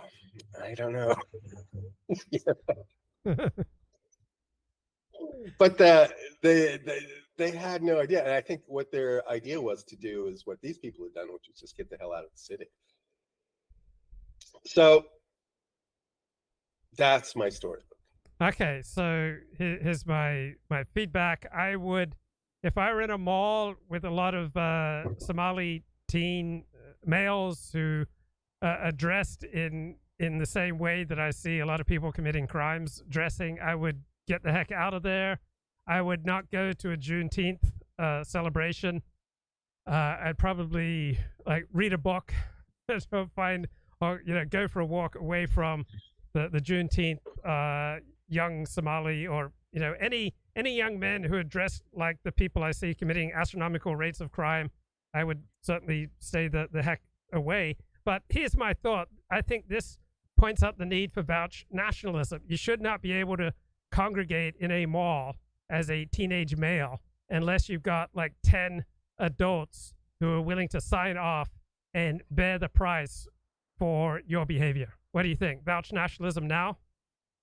I agree. My fist is in the air. My fist is in the air with you, Luke. Vouch nationalism now, vouch nationalism tomorrow, vouch nationalism forever. Yeah. I missed one part of the story. So while in the mall, I couldn't help my nose. And my mother noticed this 30 years ago. And she said in a moment of inspired genius, she said, Americans always seem to have a cup in their hand. And if you're in the mall, you notice this. Everybody just has this giant soft drink in their hand as if it's a permanent part of their being. You can't just shop and then eat. You need to eat whilst shopping. You can't there's this constant intake of calories going on in America.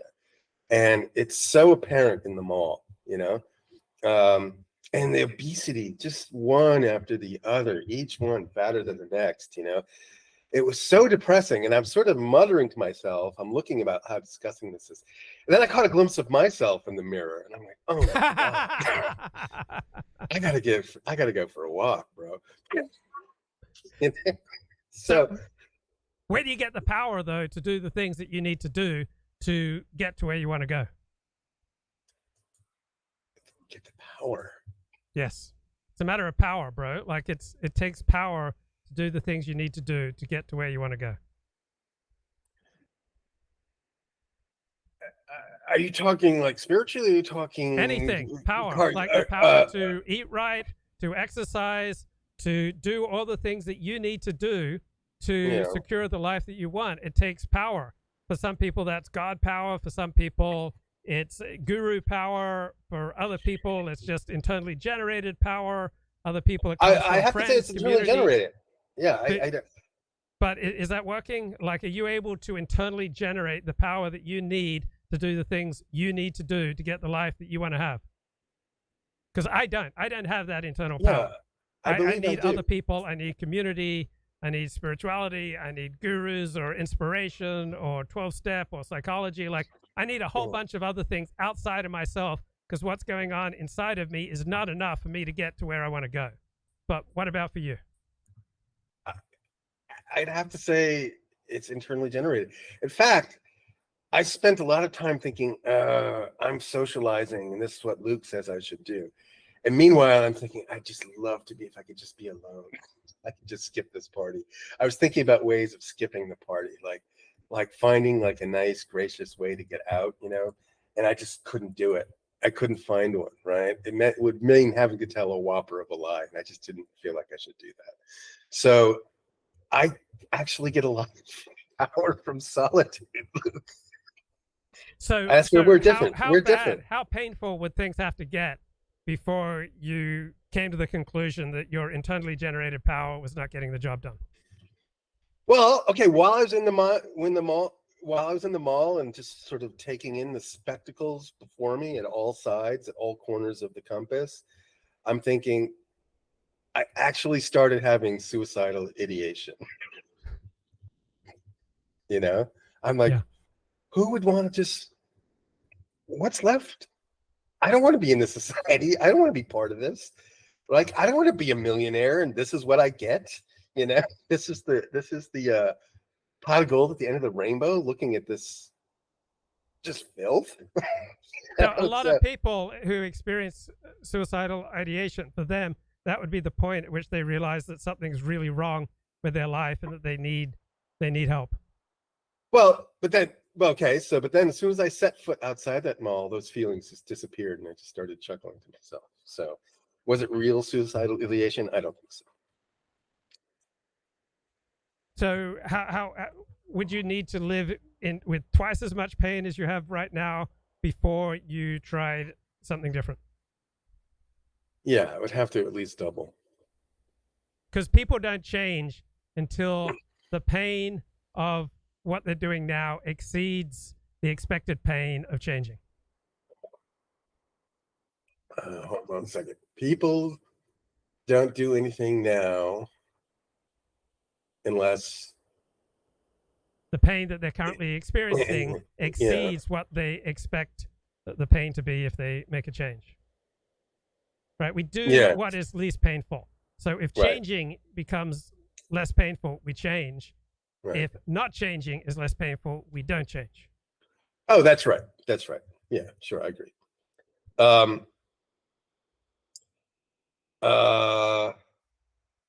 So you were on a self-improvement kick of, eating right, exercise. About 3 weeks ago, you were telling me about this, losing weight.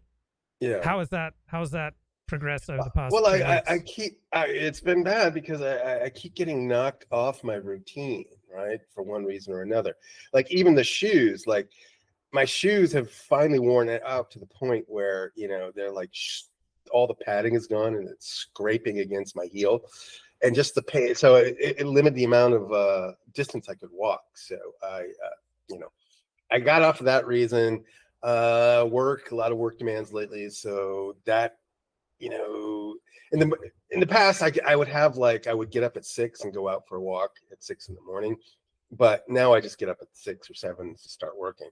So, and that's unfortunately got me off the routine again. So I do have a problem keeping routines for more than 3 or 4 weeks, and then they seem to dissipate. And all it takes is one disruption, and then it's sort of back to ground zero. Yeah, so you need the external world to be a certain way for you to be okay. Exactly. Yes, I do. Yes, I do. Yes, So it helps. It helps. Now, yeah. I make decisions, right? The external world is definitely an influence. I wouldn't say it's not, but I participate in my own, failing to maintain a routine. I can't. There are people who have adversity in the external life and still maintain routine. So I can't necessarily use that as a crutch, saying that the world is difficult, but it definitely is an influence. So there's some time indifference going on. You're putting off what needs to be done. You're not using your time to support your own vision and to further your own goals. Yeah. And then there's some perhaps idea deflection. Are you compulsively rejecting ideas that could expand your life or career and increase your profitability? I probably do that, but I feel like I'm open to ideas. But the thing is you have a pretty established routine, right? Yes. And a certain portion of it works for you, right? So for me to come in and say, Luke, well, you should change this aspect of your routine, and you say, no, I've got my own. Is that really idea deflection? Or is it just, no, I'm going to stick with what works? If you're giving me a good idea and I'm deflecting it, then it's idea deflection. Oh, if I can't hear your idea because it's so threatening to my sense of self, that's, severe idea deflection. Right. So you may suggest that I buy sheets with a high apply. And if they would significantly enhance the quality of my life, but I'm too insecure to accept that kind of suggestion from you, then I have intense idea deflection going on. You're not still sleeping on plastic, are you? I like to keep my room warm, so I don't use any sheets, any blankets. I just usually sleep on the floor with a wedge to elevate myself for the sleep apnea and a pillow. And then I wear sweats, and if a temperature drops below 70 degrees, I just put on a very light long sleeve t-shirt. So you don't use a blanket? I don't use a blanket. I don't use sheets. It's just that's bizarre. It's just me in sweats and the floor. Nah, that's bizarre. Luke, here's what the Chinese say: cold head, warm feet. You got to keep your feet warm, but you have to keep your head cool. So I think there you go. You have sleeping problems. You're doing it all wrong, my dude. Thanks, bro. I'm trying to be open to this suggestion so I don't enact idea deflection.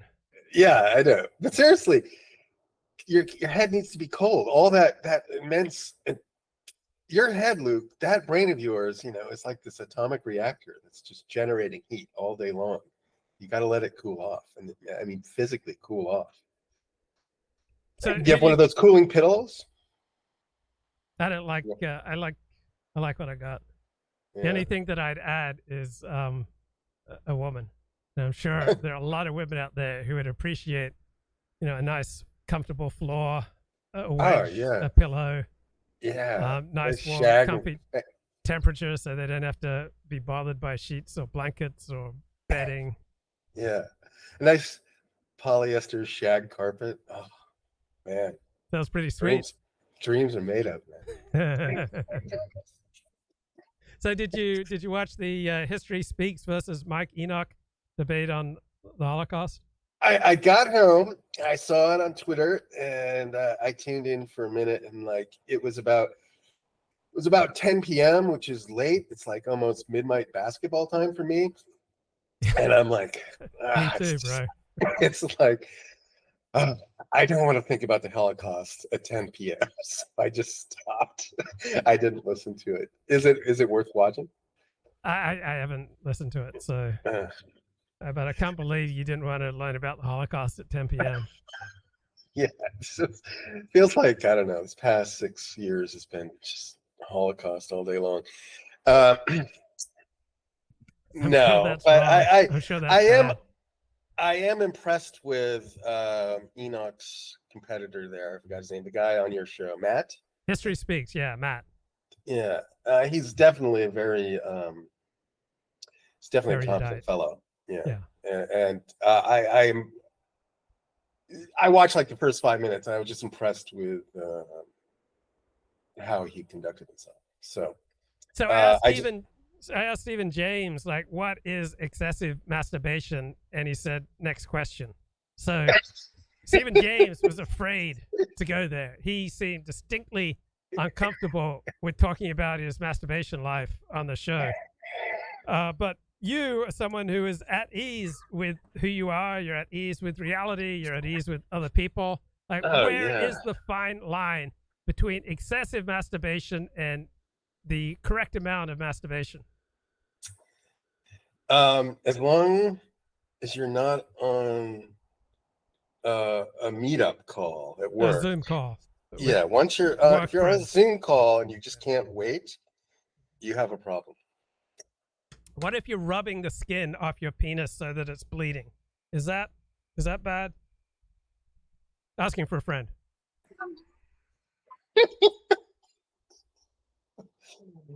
I think you need to stop before bleeding. Yeah, that's okay, also so it's another warning line against wanking to bleeding.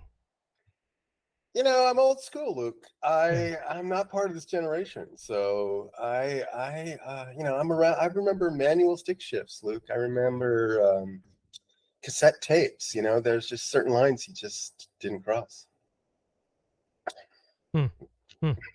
Powerful. I know. So how long were you talking to Stephen? I literally tuned in. I saw that you started the stream at 7 a.m. Pacific, which is... Well, when I stop streaming, I've got to do a deep carpet cleaning, like move a lot of stuff out and move, stuff back in, like vacuum the carpet and then use the carpet cleaner thing that I bought. So we're talking like minimum of 2 hours of work, fair dinkum work, once I stop streaming. So I'm thinking about streaming for like 7 hours. You're really, really dreading this. Yeah, I mean, I thought by now I'd have a Sheila who'd do this for me. Yeah, but she's like, no, I need a Serta. No Serta or no deal. Would you do that? Would you buy a bed? Would you buy a proper bed if that's no, it's so bourgeois. I am someone who's constantly breaking boundaries, bro. I don't want to be shackled with these bourgeois conceptions of bedding. Yeah, who is it that said the hatred of the middle class is the beginning of all virtue? I don't know who said it. I think it was one of these leftist Marxist types, which is not a quote I agree with, but I think it's amusing nonetheless. I got a friend who's an Orthodox Jew who says that I don't want to buy a bed because I'd feel too guilty taking a woman to bed, and so I solve my conscience by only taking her to floor.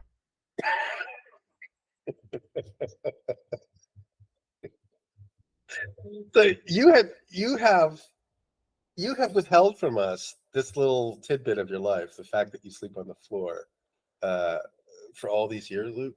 You don't feel a little guilty? No, I mean, how come I didn't know that? This is a performance, Elliot. This is not the real Luke Ford. This is people don't get to know me by doing a show. This is a performance. Like the real stuff that goes on in my life, I keep private and sacred, with few exceptions. Okay, so finally, the floor sleeping. You decided. Yeah, finally, I'm gonna sell that part of my soul for the show. But I don't just sell all of my soul willy-nilly, just like, every live stream, just sell my whole soul and try to monetize it. Like, no, I keep most of it back. I protect it. Okay, because some of us would think that you just let it all hang out, as it were. Nah, that's a performance, bro. Now I see. All right. Well, Luke, it's been fun, but I got to do my next journey, my step on my journey. Okay, blessing. It was real though. It's been real. Okay. All right, Okay, shalom. so Blessings. Australia, England, end of day 3 of their first test match at Edgbaston. I think we can all remember where we were in 2005, where England just barely hung on to win by 2 runs in one of the top 5 most thrilling test matches of all time. England won that Ashes series. But I identify with cricket bowlers, who catch the batter just, leg before wicket, and then they turn to the ump and they just go, "How's that? How's that? How's that?" That's what I feel like when I do a live stream. How's that? But it's just like, yeah, I arguing on the internet and being like sarcastic and stuff are kind of, if it turned off a whole lot of people and I felt I was being too cruel, I wouldn't do it. But I don't think that I'm too cruel. But I do listen to feedback. So, But that's the same. That's the same thing you critiqued the change that you perceive in Twitter with Elon Musk. The critique you had is that since Elon Musk took over, Twitter is more reactive, less productive, and you're basically doing the same thing. That's what I hear you saying. No, and you're basically saying you like doing it. So I'm saying, but what I'm saying is like in the case for me and the way that, online things, there's the concept of like debate bros and stuff, right? And people that have been involved in internet debates on forums and stuff. That's kind of my personality. Now, if you are the owner of a social media company and you tweak the algorithm to promote like partisan polemical content and outrage be it, that's a completely different thing. And it is also like a whole bunch of social media companies have already done that. And we kind of know where it goes. So I don't begrudge people to use social media in the way that they want. You just have to deal, you have to deal with the consequences of whatever way you choose to interact. But the algorithm changes that I think Elon has brought it depends how you interact with Twitter. But there's a lot of videos of people being hit by trains or buses, people fighting in CCTV footage, and like on the For You tab. And that before was like, prevented from like kind of trending in general tabs. But I think Elon prioritizes that will get reactions and people. And it's the same reason you put it on and act that way on Twitter. That's basically what you just told me. No. So I think it's a bit different because like what I'm trying to say is like, I think that being harshly critical can provoke responses in people. I know that. Right. And that's exactly what reactivity in Twitter is designed to do, provoke responses, because the goal of social media is engagement. But that's the difference, because the goal. So if I wanted that, then your interpretation would be my goal is to get a Pajot and to get him to react and to get him to feud. No, that's not your goal. No, you're clear about that. That's not your goal. Yeah, my goal is to criticize the specific thing which I see as critical, but not in the sense of like because I want to drive engagement and create a feud. Right? No, I know. But see, I hear 2 things. One of the things is I would say, we don't have enough time to get into this, but you're essentially trying to fight a religious war or a spiritual war, because it's basically a culture war that you're engaging in, and you've got ideas of sides, and that's absolutely normal. We sort of binary the world, good, bad, and from there. That I wouldn't say binary, because like the model is that the thing that I don't have is that everyone's perspective is equally valid. Like it's equally fine to say Russia is being right. No, right. You have a moral universe that you're engaging in, and you're trying to push the moral universe more towards the good and resist the evil. That's what you're doing. I get that.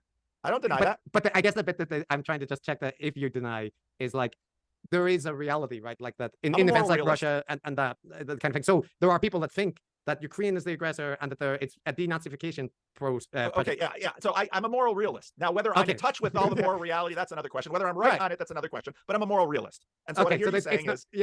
So a moral realist is someone who believes that there is a morality that exists outside of the individual's head.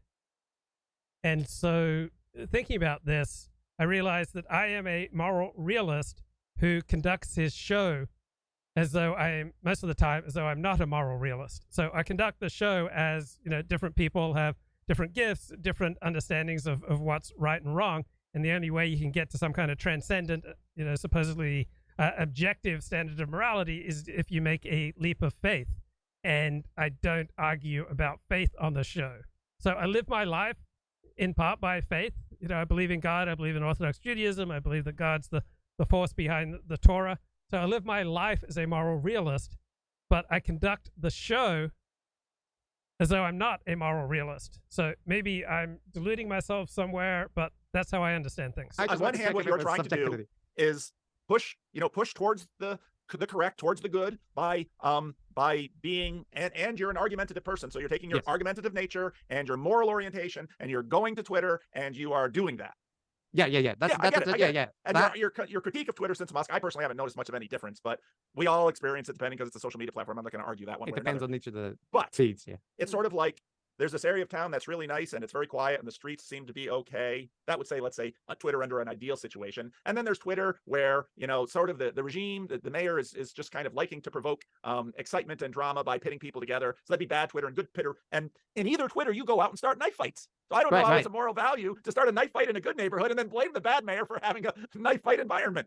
So that would be in the case of like a point I think that would make it clear is that you and I would agree that like the targeting of the dead parent, the parents of dead children is something that can be criticized harshly in a knife fight way. And it isn't the same as somebody else going out in a knife fight way to advocate that we should target the parents of children. I would argue that if I want... So talking about Alex Jones, Chris Kavanaugh says Alex Jones is beyond the pale for encouraging the targeting of the Sandy Hook parents. Right after that mass shooting in Sandy Hook, Alex Jones said it was a psyop, and he essentially encouraged his followers to make life miserable for the poor parents who'd had their children murdered at the Sandy Hook Elementary School. Want to get someone to stop doing something bad. Well, I'm not a pacifist, so I do believe in police and military, et cetera, et cetera. But in terms of personal engagement, generally speaking, if I want to actually get in touch with the person, I would rather have some moral transformation than Which person? It depends on the person. And I'm not about to try to build a relationship with Alex Jones. It's not going to happen. Right. And so my target is not Pajot. If I'm not trying to necessarily transform. You're attacking the spirit of numerology that's out there in the culture. the practice, I would say, but yes, the spirit, if you prefer. But yes, the like a potentially generally not that harmful thing, but overall, I think something which like it isn't a great heuristic to follow. So yeah, but I do take the point, Paul, that there is an approach which is, more in line with the kind of thing that you're emphasizing and which I think Andrea responds to. And I think there's good psychology research about, on an individual level that you will convince more people by being a lot more empathetic and, like considerate to their worldview. Like if that's what you want to achieve, that might be the more effective way to do it, right? Like for everyone to be more like a social worker than like, it's getting a harsh critique is never enjoyable, right? But I would say that there is enough variation in the world and in my inbox that the kind of way that I critique people is not entirely ineffective at reaching people, and maybe is part of the kind of tapestry that exists for critical content. But I Okay, I think good discussion there between Chris Kavanaugh, who is secular, who's an atheist and a materialist, and a Christian pastor. Just a little bit more from Robert Wright here, talking with Mickey Kaus from Friday Night. I didn't know how to break this to you, Mickey, but I have lost that love and feeling. We can talk about that. There is a lot of fervor on the Democratic side for this thing called the Popular Vote Compact. Mm-hmm. Basically says, we're sick of losing the electoral vote after we win the popular vote. Although one time John Kerry almost won the electoral vote after losing the popular vote, so it can work both ways. Usually it works against the Democrats. So they want to substitute the popular vote. Understandable. There are all sorts of arguments why you should have a popular vote, why you should have an electoral vote. Probably the popular vote is, more democratic, but it's not in the Constitution. So they say, well, we'll have states pledge to cast their electors for the winner of the popular vote. And as soon as we get 270 or however many electoral votes you need worth of states, it'll go into effect. And then we will, in effect, have a popular vote election because, because the popular vote winner will win the electoral college too. And it's an attempt to jury rig the system on top of the Constitution to give it something the Constitution doesn't have. The problem is we've had it drummed into our heads since the Trump election that states have to cast their electoral votes for the winner of their primaries. They can't countermand the state electors. They can't send a separate state slate that they like. And this totally violates that principle. It also sort of violates, I think it probably violates the revision to the Electoral Count Act. Maybe not. But it's too clever by half. And it sort of, the state electors could say, well, if the liberals want us to cast their vote, ignore the state's voters and cast votes for this person who won the popular vote, why can't we ignore the electors and cast a vote for whoever the Federalist Society wants to be president? I mean, if we have an independent power to do that, let's do it our way. It's just that the left seems completely oblivious to this contradiction. I don't know if it's an exact. I think that's an excellent critique there by Mickey Kaus. Right, History Speaks. Matt Cockerell debated Mike Enoch Friday night on Holocaust denial, and Matt, a PhD student in history at London School of Economics, he was impaled on the horns of a dilemma because he really wanted to have this debate with Mike Enoch. On the other hand, Enoch sensed how badly Matt wanted this debate, so Mike Enoch started pushing back with all sorts of demands that Matt found outrageous. So here's a conversation between Matt Cockrell and Veronica. And frankly, behavior which I haven't encountered any of the other three people that debated on Holocaust denial, Jim Rizzoli, Thomas Dalton, Marshall Lohr, none of them were bitches about format. None of them were filibustering. All were pretty easy to arrange a format with. Didn't try to get out of other obligations. Didn't lie constantly. And so Mike really is actually giving other deniers a bad name, funny as that is to say. So yeah, let me just talk about how we got here. And then Veronica, I'm going to have you pull up a couple of the things I emailed you just as evidence for some of the stuff I'm talking about. Okay, so way back in 2020, way back, we're all different people back then, right? Especially Veronica, but no. We're all different people back then. It's a different world. Trump is still president and so on. We agreed, all four people agreed. I agreed, and so here's some context. I did a lot of shows with Mike Enoch and Eric Stryker, and I think they all were quite cordial. There was no yelling. So Friday night, Matt and Mike were just degenerated into yelling at each other. And I think, haven't seen the Friday night show of Matt versus Mike Enoch, but I think just from my own interactions with Matt, that I suspect that he played a role in this. So I respect Matt. I like Matt, and he sometimes triggers me because I find him often, rude and condescending because he'll just frequently interject, moral judgments into conversations where I don't believe the conversations are enhanced by his moral judgments. He might say, oh, I heard an old stream where, you describe something as degenerate, and, I want you to know that I don't hold that against you. Right. So there's nothing like pronouncing moral judgments to really inhibit and infuriate someone that you're having a conversation with. Also, if you're frequently interrupting someone, that also tends to infuriate people. So those are just some thoughts on what may have played a role in the degeneration of the Matt Cockrell, Mike Enoch debate Friday night. And Avi Biderman agreed to debate Mike Enoch and Eric Stryker in Holocaust denial. And then in 2021, we sent the agreement was we're going to both send our information, and we did that. So we sent our information in 2021. And then at that point, Mike and Stryker quit the debate because they were really upset over a moderator or host that was Jewish, supposedly, or radically political. And I agreed to change the debate, change the moderator. I thought it was dumb because I didn't think the moderator was going to do anything. But I'm like, okay, whatever, if that's the big hang up. And Avi did not agree. So it ended up that our 2v2 changed into a 1v1, Mike Enoch and I. And I just said, okay, Mike, I've sent the information. This is back in September 2021. Send me your stuff whenever you can, right? And since then, we've had a year and a half of dodging, more than a year and a half of dodging, combined with excuses and lies constantly to his audience. I've debated since September 2021, 3 people on Holocaust denial, unless Marshall Lohr was before that, at least 2 and maybe 3. I don't remember exactly when Marshall Lohr debate was. And the Mike has continued to delay. And let's pull up the first article I sent you now, Veronica, if you will. Share the screen and pull up number 1, the Substack. Okay, here it is. Yeah.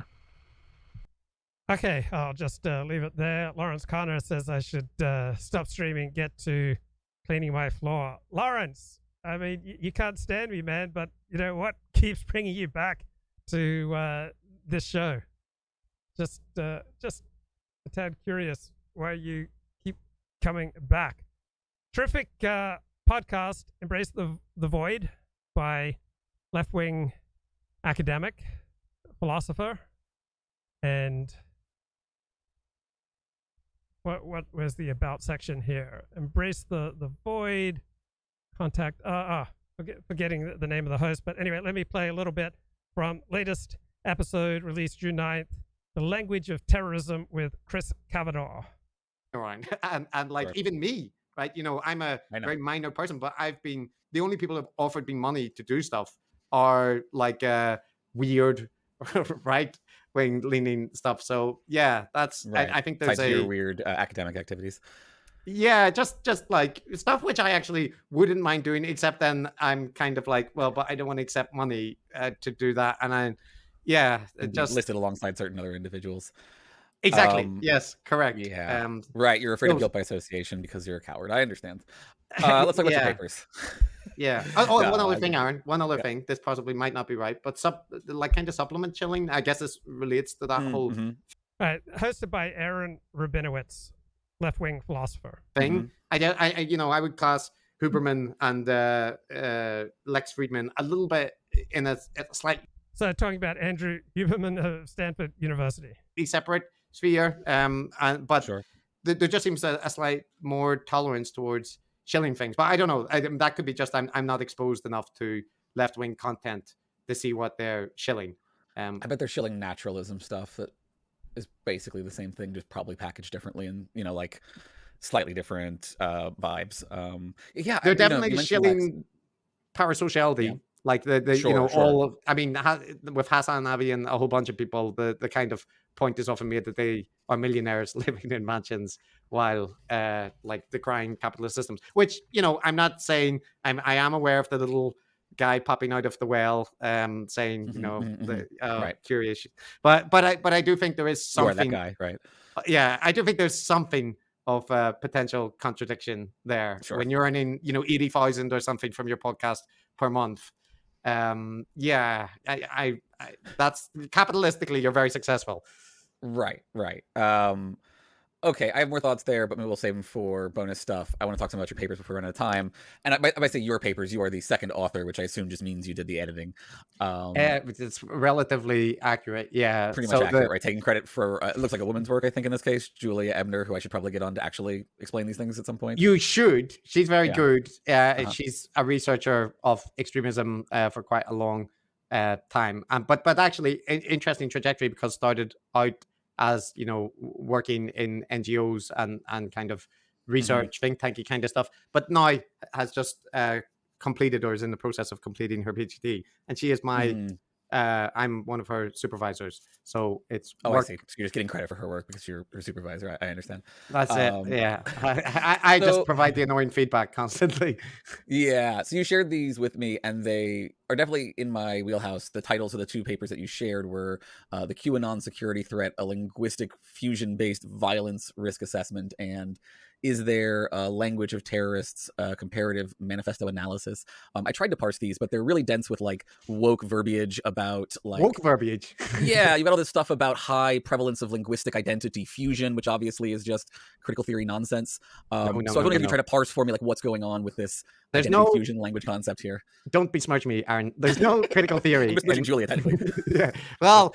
So the one thing I can speak to is like Julia is applying a model, a theoretical model about radicalization and extremism, which I've worked on quite a lot in my ritual work, and which my kind of boss, my PhD supervisor, Harvey Whitehouse, is the person who developed it. And so she's applying that model, which we've been working on for quite a while, to this material. So can you explain that model then for starters?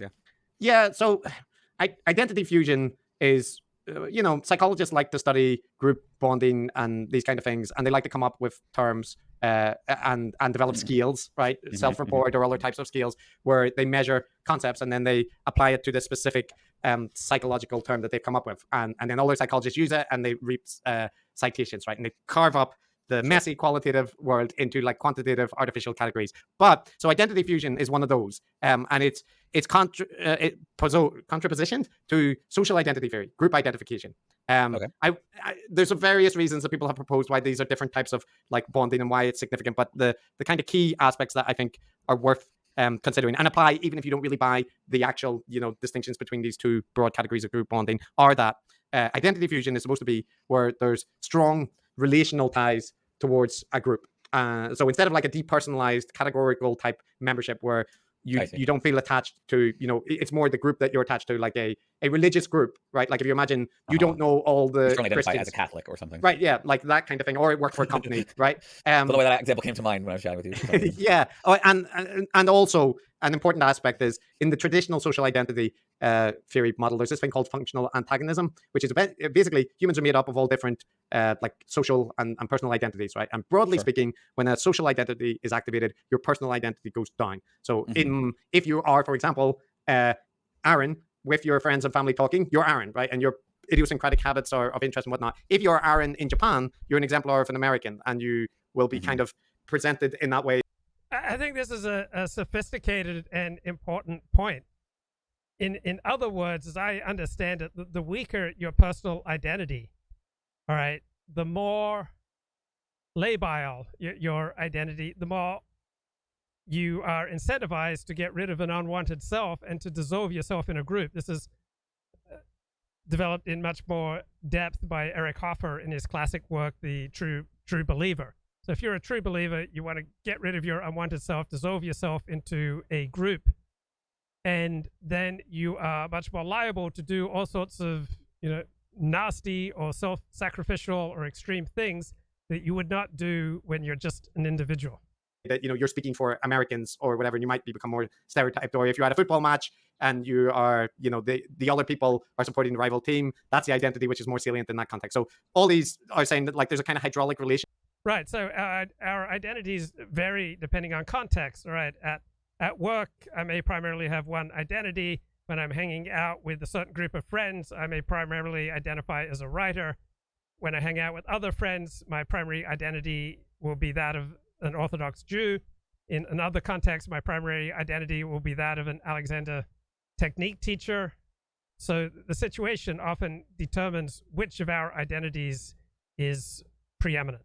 And an implication of it would be including for things like group violence, right? That personal identity can dissolve to some extent in highly social identity salient contexts, and you could be more violent.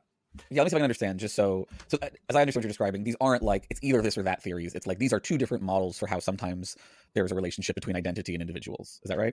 Yes. So I kind of mix things in there. But what I just described, that functional antagonism principle, is classical social identity theory, right? And that's the kind of so like just like broadly speaking, though, psychologically, what it seems like you're describing are one kind of person to group identity where it's not about interpersonal connections with other individuals so much as a subsuming of personal identity into a group identity. You're Nazis, you're Catholics in the broad sense versus, like if you have your Irish Catholics who are Catholic because they are closely connected to a family or community or something. And the identity goes via those interpersonal relations. That's the thing that y'all are focused on. Is that right? So identity fusion, where this is distinctive from this, is essentially saying that there are plenty of group contexts and like strong group bonds where personal and group identity are kind of synergistically activated and self-reinforcing, such that you are interpersonally connected to individuals in the group, or potentially the group in a relational way, like personifying the group, but that interpersonal relational style bonds are important, and your personal identity remains salient as well as the group identity. And the important distinction here would be like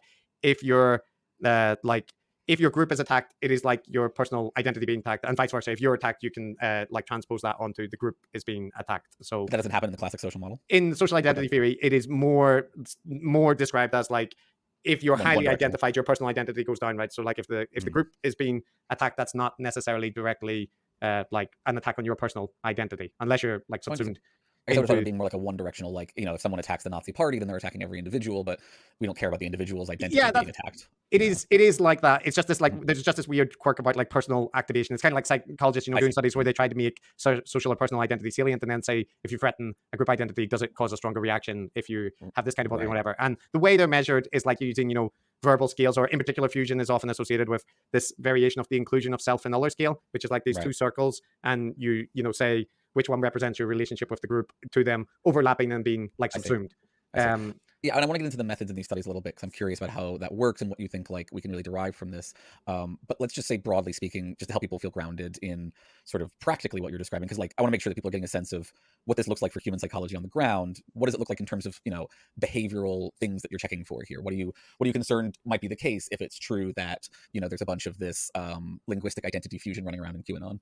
Yes, so this is the issue. So the model proposed by Harvey Whitehouse, the anthropologist at Oxford, is that when you have this strong relational type of bonding, identity fusion, or just some form of relational bonding with a group, and you have a perceived external threat, and ideally when you have a group which endorses violent action, right? This is important as well, like what group values are activated. Then you have like a potent tinderbox for extreme pro-group action. Now, if your group has group values which are like the extreme pro-group action is sacrifice your life to do humanitarian work, right? Like white helmet kind of stuff in Syria, this can be very good, right? Like because you are willing to lay down your life for a cause and to, help people out when there's like a crisis situation. However, if there are like endorsements of violent action, this kind of bonding is proposed to be particularly likely to lead to people performing violent actions, not just endorsing them,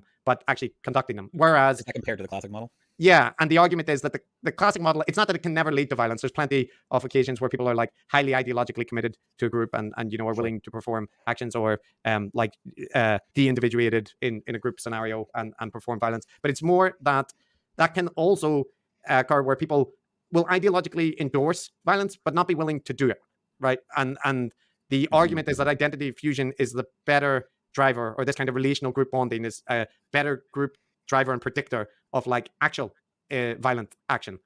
Yeah, I have two questions. One is, I'd be curious if you could give any like clear-cut case examples where you're like, this is very strongly driven by this kind of identity fusion, this particular violent action. And also what came to mind is there a connection to the particular kind of playbook of like in-person cult, like identity fusion? Do you see like high identity fusion in those, and that drives, behavior within those communities more strongly? Yeah, so like it's not just the particular model proposed by like Harvey Whitehouse that makes this argument. Like if you take Scott Atran, the anthropologist, he also emphasizes, right, that what the kind of potent combination is a devotion to secret values, which you could see as the ideological component, right? Secret values that being values that you won't trade for any amount of money, and you kind of regard as, beyond negotiation, that Palestine is the land of the Palestinians, for example, right?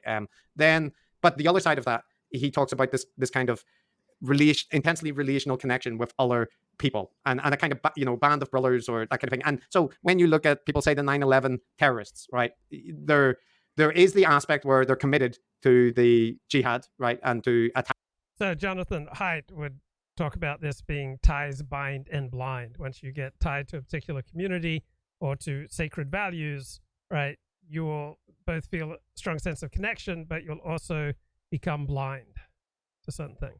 America for its perceived crimes, and they're in on Al-Qaeda ideology. However, they're also arranged in cells where they are small, closely knit group of people with strong relational ties who, self-reinforce. And this model you see very often, even when you have a bigger organization where you might have like a terrorist, an international terrorist organization, often organized into these smaller cells for the groups that are going to perform attacks or that kind of thing. So it's not that there's no exception to this. You do get people who do things on their own, or are kind of forced into it because of circumstances. Like, for example, an alternative would be, I don't know, this is actually an alternative, maybe in a way supports this, but like the kamikaze pilots in Japan are often presented as like these, brainwashed fanatics who were happy to die for the emperor. But we know from their diaries and from records about the training that they enjoyed and letters that they sent that, there was no option really. Like the way it was presented was, this is the correct thing to do. And yes, they were indoctrinated, for the education system, but also they felt a very strong obligation to their family. And if they don't do it, someone else in their, regiment or whatever is going to take part in it. So that creates that, like, is that because people really, want to sacrifice their life, or is that more, the kind of like a structural system that forces people to sacrifice their life? But still in there is this important thing about, relational ties, be it to family. Yeah, so much of what we think of as being individual, I'm this way or I'm that way, or I do this because I believe it's right. So much of what we think is coming from an individual is really something that we've learned and that we pick up from the community around us, from our family and friends and extended community. Or to like fellow soldiers. So I think models that downplay that aspect are often missing an important component. And in the case with these, there's actually 3 papers. There's one more with Julia that is looking at one of the papers is looking at these 15 manifestos. Sorry, you did send the third one. I apologize. The third one, there's 2 of them that go together. So, oh my God, we then have an academic paper here that is looking at various manifestos, including Mein Kampf. They know that if people just delve even a little bit into Mein Kampf, they can completely lose their minds. They can get fired from prestigious positions in life. They can give up, some 6-figure job and end up, driving for Uber. Very dangerous stuff. 2 of them are focused on these manifestos, and we basically did like a content analysis of the manifestos, looking at these like kind of linguistic categories or linguistic markers for a whole bunch of different things, including identity fusion, including social identification with the group, but also dehumanizing language, conspiracy beliefs, so on. Yeah, and so I want forth. to get into your methods some, because I think it's helpful for people to understand kind of how the sausage gets made a little bit. Otherwise, it just sounds like hand waving and making claims. But I want to bait this. So talking about dehumanizing language, is there any, substantial number of people who don't frequently use dehumanizing language? I mean, the most liberal, the most left-wing, the most pro-diversity people will still refer to vast swaths of humanity as absolute rubbish, right? The complex and diverse nature of humanity is too much for almost all of us, and so we may have an in-group based on our family, on our race, on our ethnicity, on our religion, on our belief system, on our geography, on our profession. It's almost a human imperative to find all sorts of ways of just dismissing the humanity of vast swaths of the world, so that we can, be better situated to deal with the complicated nature of reality. We just don't want to engage with so many outgroups, and this seems to be just as prevalent on the left as the right. Took a little bit more because I think it seems to me intuitively, check my logic on this, but if what y'all are saying is accurate, right? We have this question in America in particular right now, but generally about stochastic terrorism, that, your Alex Joneses of the world say certain things, and there's a decent chance that those. So stochastic means random, infrequent.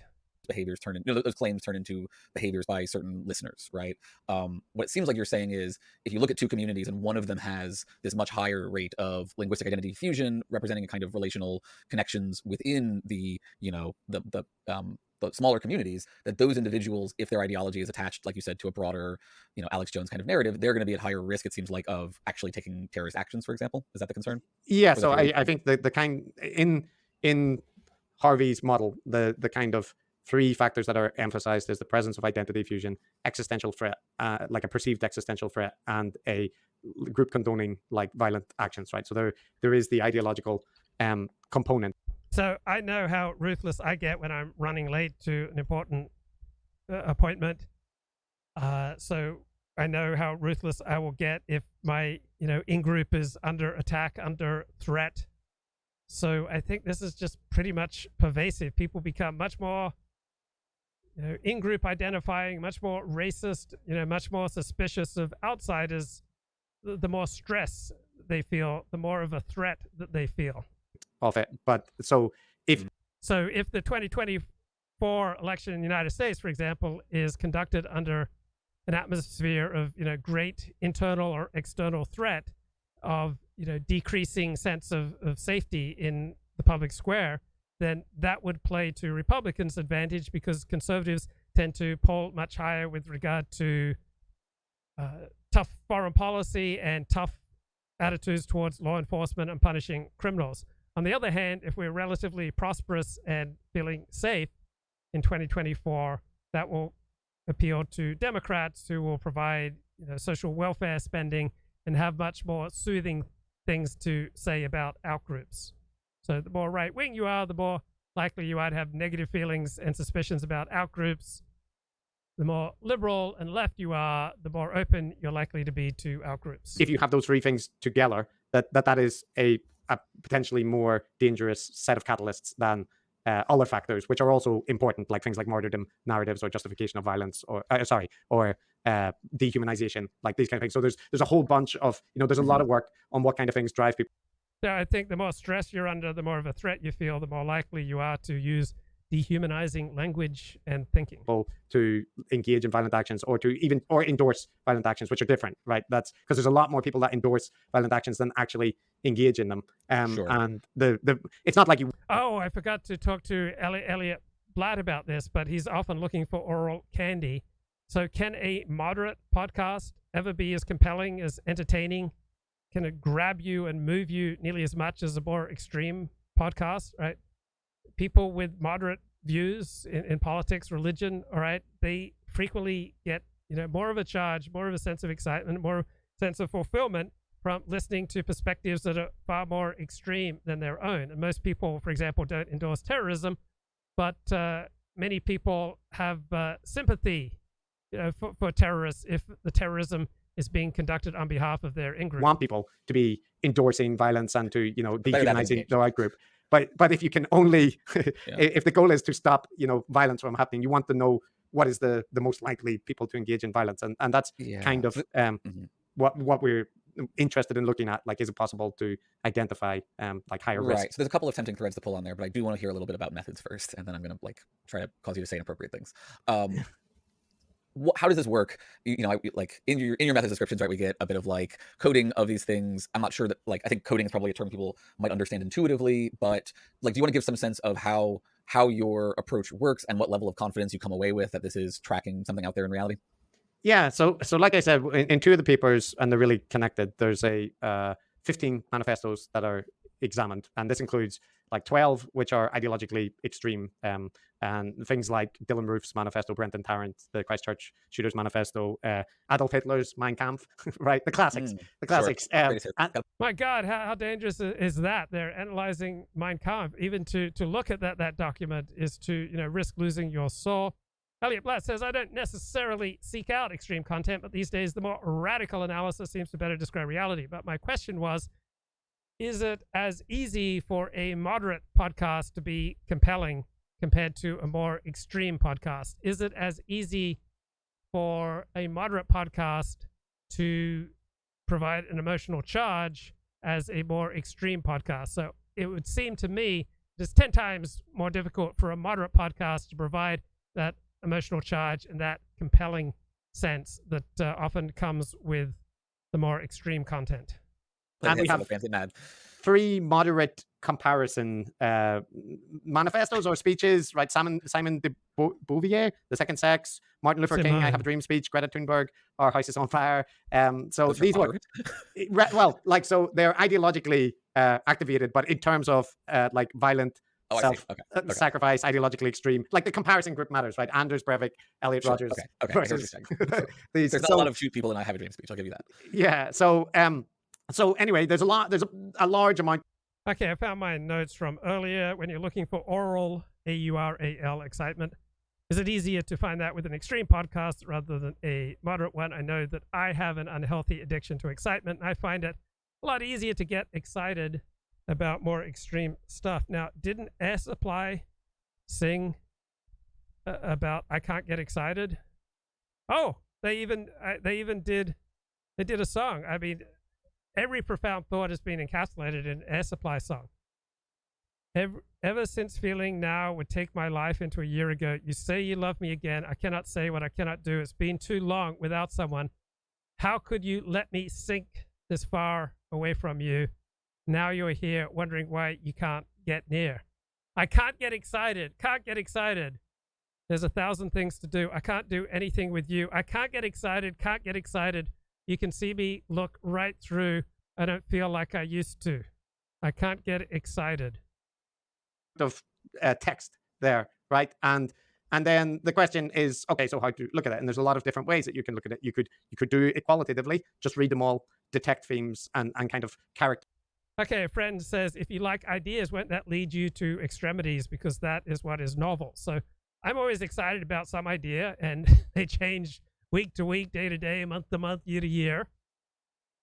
Because I'm not married, I don't have a family, so I'm probably more vulnerable to my changing intellectual forms of excitement. To the extent I'm ideological, to the extent I'm intellectual, I'm an intellectual. What is it? I don't want to. What's that David Lee Roth song? Oh, I'm an intellectual gigolo. Like I'm always falling in love with some new, pretty exciting idea, but ultimately staying loyal to none. If you prefer thinking in terms of your family, your people, your interests, you won't necessarily be perhaps as radical. If you're interested in people, you might get immune to a degree from fringe ideas. Yeah, so I think if you're connected to your family, friends, community, you're much less likely to be extreme and antisocial. Qualitatively what Vibing, is, I think that's cool. yeah, what you see there, and you can also see if people detect the same. So Elliott Blatt completely resonates with that Air Supply song. I can't get excited. It pretty much summarizes this feeling of ennui, which has washed over him at times. Elliott says, a moderate podcast seems like wallpaper, pleasant, but ultimately uninteresting. That's why you need to go for the more extreme stuff like Embrace the Void with Aaron Rabinowitz, the left-wing atheist philosopher, here talking with another left-wing atheist, Chris Kavanaugh. Themes, right? So one thing which you might want to do with content analysis is give people a set of categories and then ask them to code material into that categories. You can code for the absence or presence of it, or you can see which category they put stuff into, and you could do that with relevant experts, or you could do this with coders that you train on your like naive coders, so to speak, not experts, but people who you give your coding rubric to and say, code this material. And then you can look, do they agree with each other, right? How reliable is the coding amongst, say, compared between experts and non-experts? And indeed, we did this. So we did, Julia, I should say primarily, did the qualitative assessment of the manifestos and then recruited experts to code like material selected from that to see if they identify the same categories, and then non-experts, 20 odd non-experts, and compare their codings with the ones that are already there. So that's one set of analyses, which is, I think, in the paper that you looked at. And then we also did. So do you think America is ready to overcome its homophobia and elect a gay man like Tim Scott or Cory Booker president of the United States? Statistical analysis, like feeding into a kind of data analysis software, the linguistic codes that we have and the full text, and then asking it to categorize the content, the relative proportions in the different content, and then also taking out the stuff which it has categorized and checking that is this coherent, did it select like reasonable things in those categories. So remembering for folks who want to understand how science works, I'm remembering the DM conversation now that we had where you were like, how do I describe any of this in my text? Like, what words would you use? What things would you block out? Like, how many strings of slurs would you include in your peer-reviewed materials? Yeah, there's a lot in. So yeah, like, because that's a question. How would you phrase this? There's a lot of slurs, right? Especially. So this is not. So we did this with manifestos, but then we also looked at kind of logs of conversations, chat logs or Discord text logs for various different QAnon. Yeah, how many N-words, how many K-words, how many racial slurs would you include in your peer-reviewed academic article on the language of terrorism? Groups. You're all fair Nazis, Yeah, so there's a lot of stuff in there that isn't, particularly nice. A lot of slurs and whatnot. And so if you're describing what you would count as like, derogatory slurs or outgroup dehumanization, you have to use the language that they use, or you have to represent it somewhere. But the question is, like, do you put it in the paper? How many stars do you put in the paper? That was just debates about like, is it bad to like hide that stuff? Is it better? Like, is it whitewashing if you put it in the appendix? Should it be up front? And there are certain slurs which seem like more acceptable, or you feel less. There's a word you can't say. That's the worst word. Yes. Yeah. So then you're like, but we can't exclude it for one group and then allow the slurs for other groups. So yeah, that was an issue. And we went with that we would provide warnings and then represent it, right? And we'll see. Trigger warnings, did you? All the scientific evidence against their efficacy.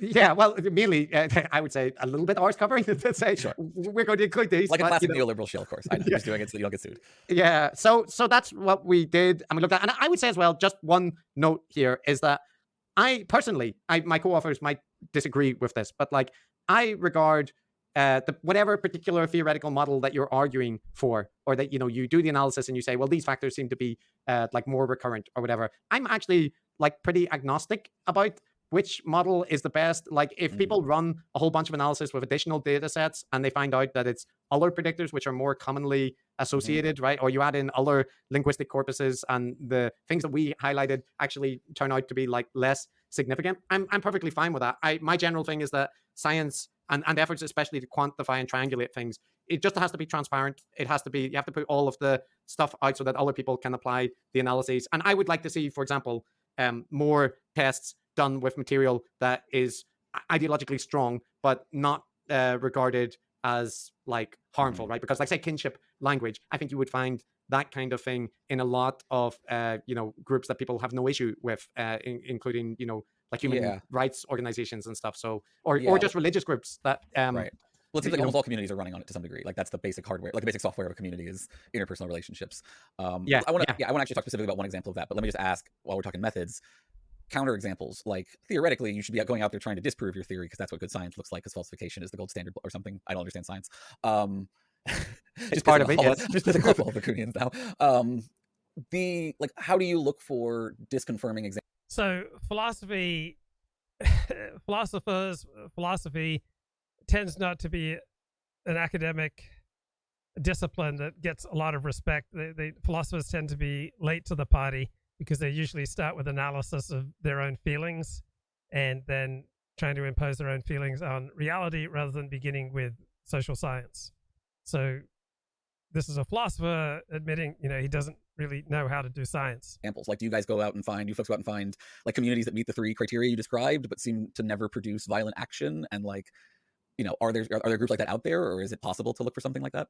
Yes, I think it is. There's a kind of endless amount of groups that you can look at, and I think you do need to look, like, before you would draw any really strong conclusions, you would want to do what you're talking about, which is like look for groups that fit the characteristics, but aren't associated with violence, and just do all of the same analyses and see how. So that's the big problem with all these arguments and academic studies that verbal violence leads to real world violence, because you can find 10,000 examples of verbal violence being used without physical violence accompanying it. So to whatever extent there is a connection between verbal violence and physical violence, it's quite remote. And when one group goes to a war with another group, it's usually because of visceral, real world, intense, extreme conflicts of interest between groups. That's what leads to one group trying to slaughter another group. And it's not because of things they heard on the radio. Like what level the indicators are at. Now, we did do this to a certain extent. Like I said, we had 3 moderate in a certain sense, like texts that we compared the manifestos to, but that's only 3, right? And 2 of them are speeches. So that's important difference there. Also, when we looked at the QAnon groups, we had, I think it was 11 or so groups, maybe more, but we did look at some comparison groups. A non-violent control group was the third R, kind of a religious community, right? But one that we had like an extensive chat log with, and then a violent control group, Iron March, like kind of neo-Nazi group. So there are, and also from the QAnon groups that we looked at, there's groups which are much less extreme than others, right? They're more like conspiracy orientated. So it isn't like we have a table in it that based on our like kind of indicators, fusion plus threat plus calls to violence and an estimated violence risk. And we did find channels that were low on those indicators, or medium, right? There was only one that was very high from the ones that we looked at. So it's important to note, I think, that, QAnon, and like if you listen to QAnon Anonymous, right, there's so many different subgroups within that broad movement. And there's people with like differing degrees of interest in it and devotion to it. And you're always going to have some who are more ideologically extreme. And you will have subgroups which are like more cultish and that kind of thing. So I think it's important when talking about it, like to kind of keep that in mind, that especially if you're talking about movements with millions of people, that they're not all, potential violent terrorists. Right. And I would also assume this analysis would apply to a lot of kinds of, like, all behavior to some extent, not just like you're interested in violent extremism, but if you swap violent extremism out for anti-vaxxerism, that you'd find similar trends that like anti-vax, like, think of ultra Hasidic communities, right? They're going to be really high on this and are more susceptible to that kind of thing. Yeah. And you could question.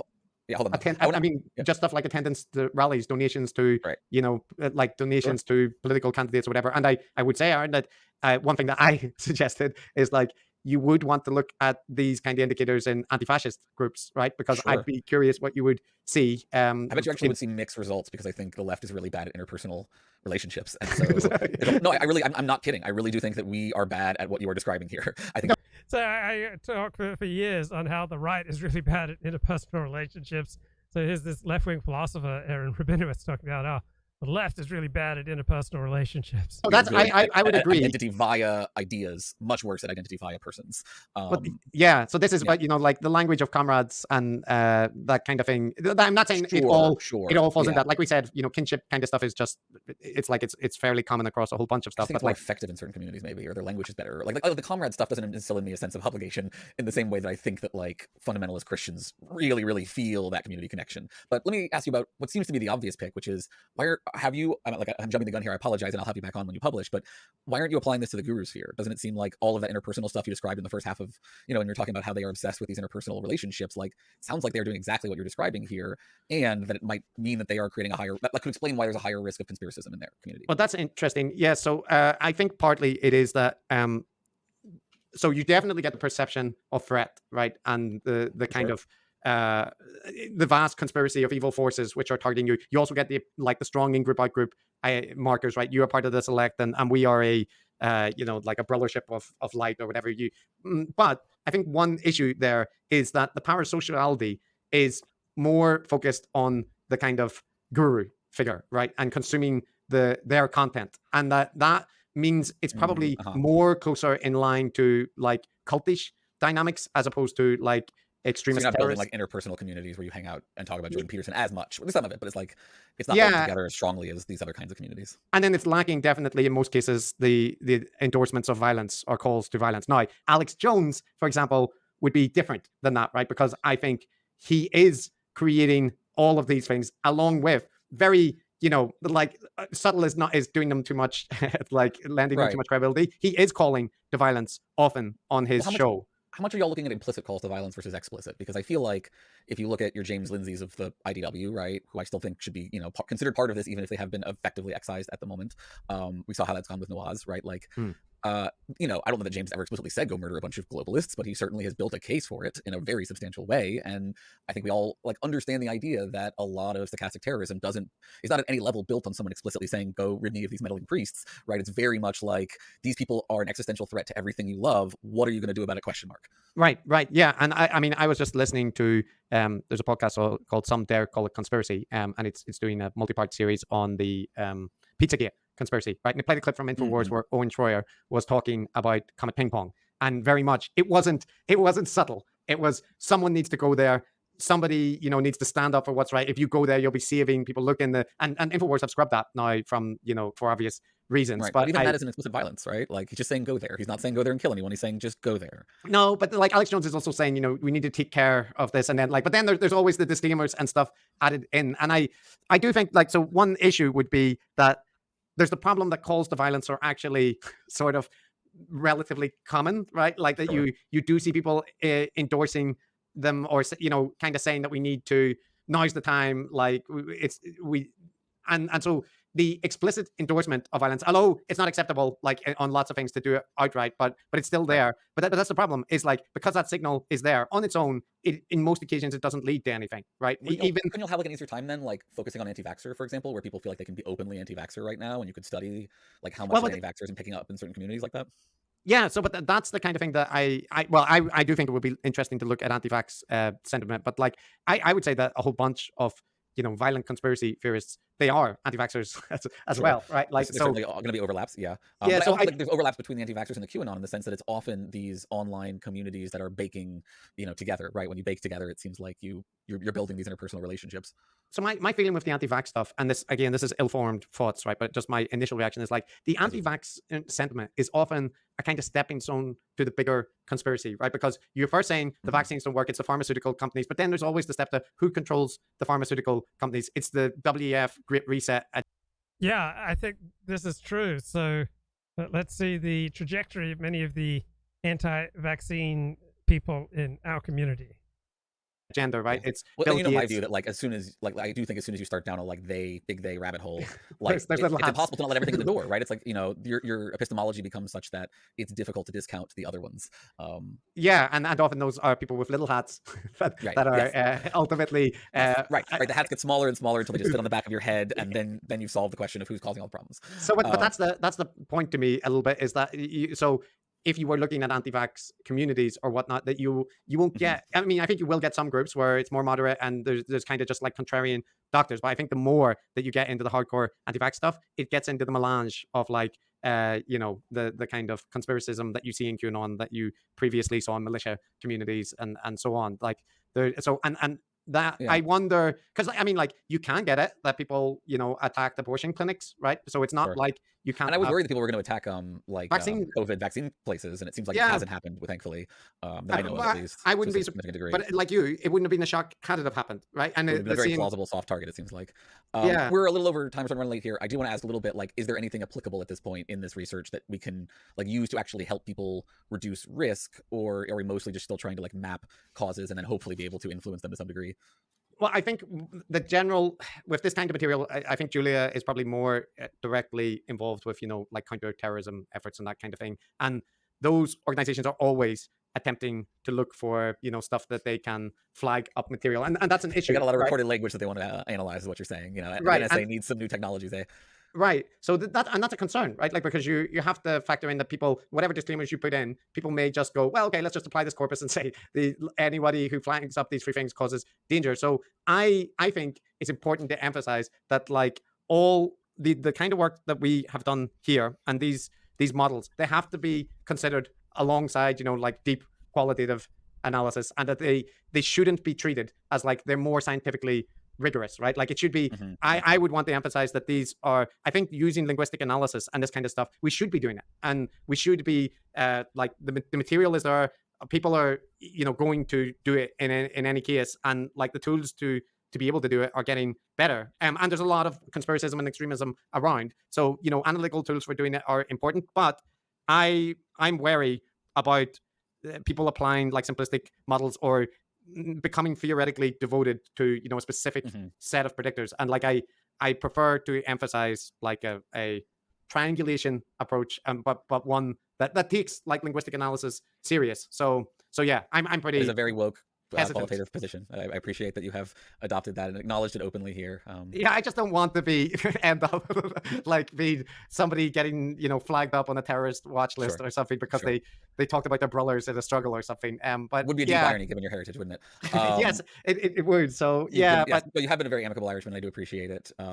Speaking of overly simplistic models, though, I do unfortunately have to torture you before we get on to the bonus times. So you're familiar. This is a great part of this Embrace the Void philosophy podcast here. I love what he does next. How this works, but this is the enlightening round. Enlightenment comes from within. And for folks who are not familiar, I'm going to give you a list of things. You are going to tell me, are these things real or not real? This will make you sad, and everyone will laugh, and that'll be fun. Are you ready? Yeah, though I've done it once before, so doesn't that mean, like, I'm pretty... It's new ones now. It's new ones. Oh, bugger. Yeah. Because I was we started over with new things now, so you're going to have to... And some of these are going to be particularly tricky for you, given the work that you do, so I'm excited to hear your thoughts on this. So first of all, I always have to check at this point, is anything real? Yeah. All right, so let's code. Real or not real, with no notes. Bodies, real or not real? Real. Okay. Minds, real or not real? Real. I have to tell you, all the face he's making is impressive. Free will. Oh, real. Wow, we know those sales fast. Luck. Real. I guess it's real. Demons. Not real. Oh, afterlife. Not real. Truth. Real. Beauty. Yeah, real. Justice. Real. Yeah. Not real. Not real. Kind of real. Not real. Pick one. Not real. Not real. All right, not real. Okay, and finally, hope. Well, I said justice. No, I guess not real then. All right, you have survived. How do you feel? Not good. Not good. I was feeling bravado about how I ended the first round. Yeah, that was easy up till when I detected my obvious contradictions, and then it upset me. As always, fun. I like that you, with very little equivocation or attempts to use real or not real, still conveyed a wide range of emotions. You really went from happy to very sad to back to happy for a second on demons, and then way down into sad, which was pretty funny. I think it's interesting. You could do a study, Aaron, in the reactions that you get to this, because I particularly enjoy when you do this activity with people who are, maybe somewhat more suspicious of you or less agreeable than I am, and they are obviously regarded as like a trap. so they're, or the people who want to qualify. You're slaying the rules. I'm a rule-based guy. You say, you're this or that. But other people are like, each answer gets a large explanation. Like, you'll get to do that. That's why it's hard. So anyway, I'm just complaining about your other guests, not me. No, it's good. I'm glad you're picking fights with my other guests. I love that. That's a great series of questions for a podcast. I love that. Real or not real? Mind, body, hope, truth, justice, love, afterlife, demons. Great series of questions there. Aaron Rabinowitz, the left-wing philosopher. That's it for me. Take care. Bye-bye.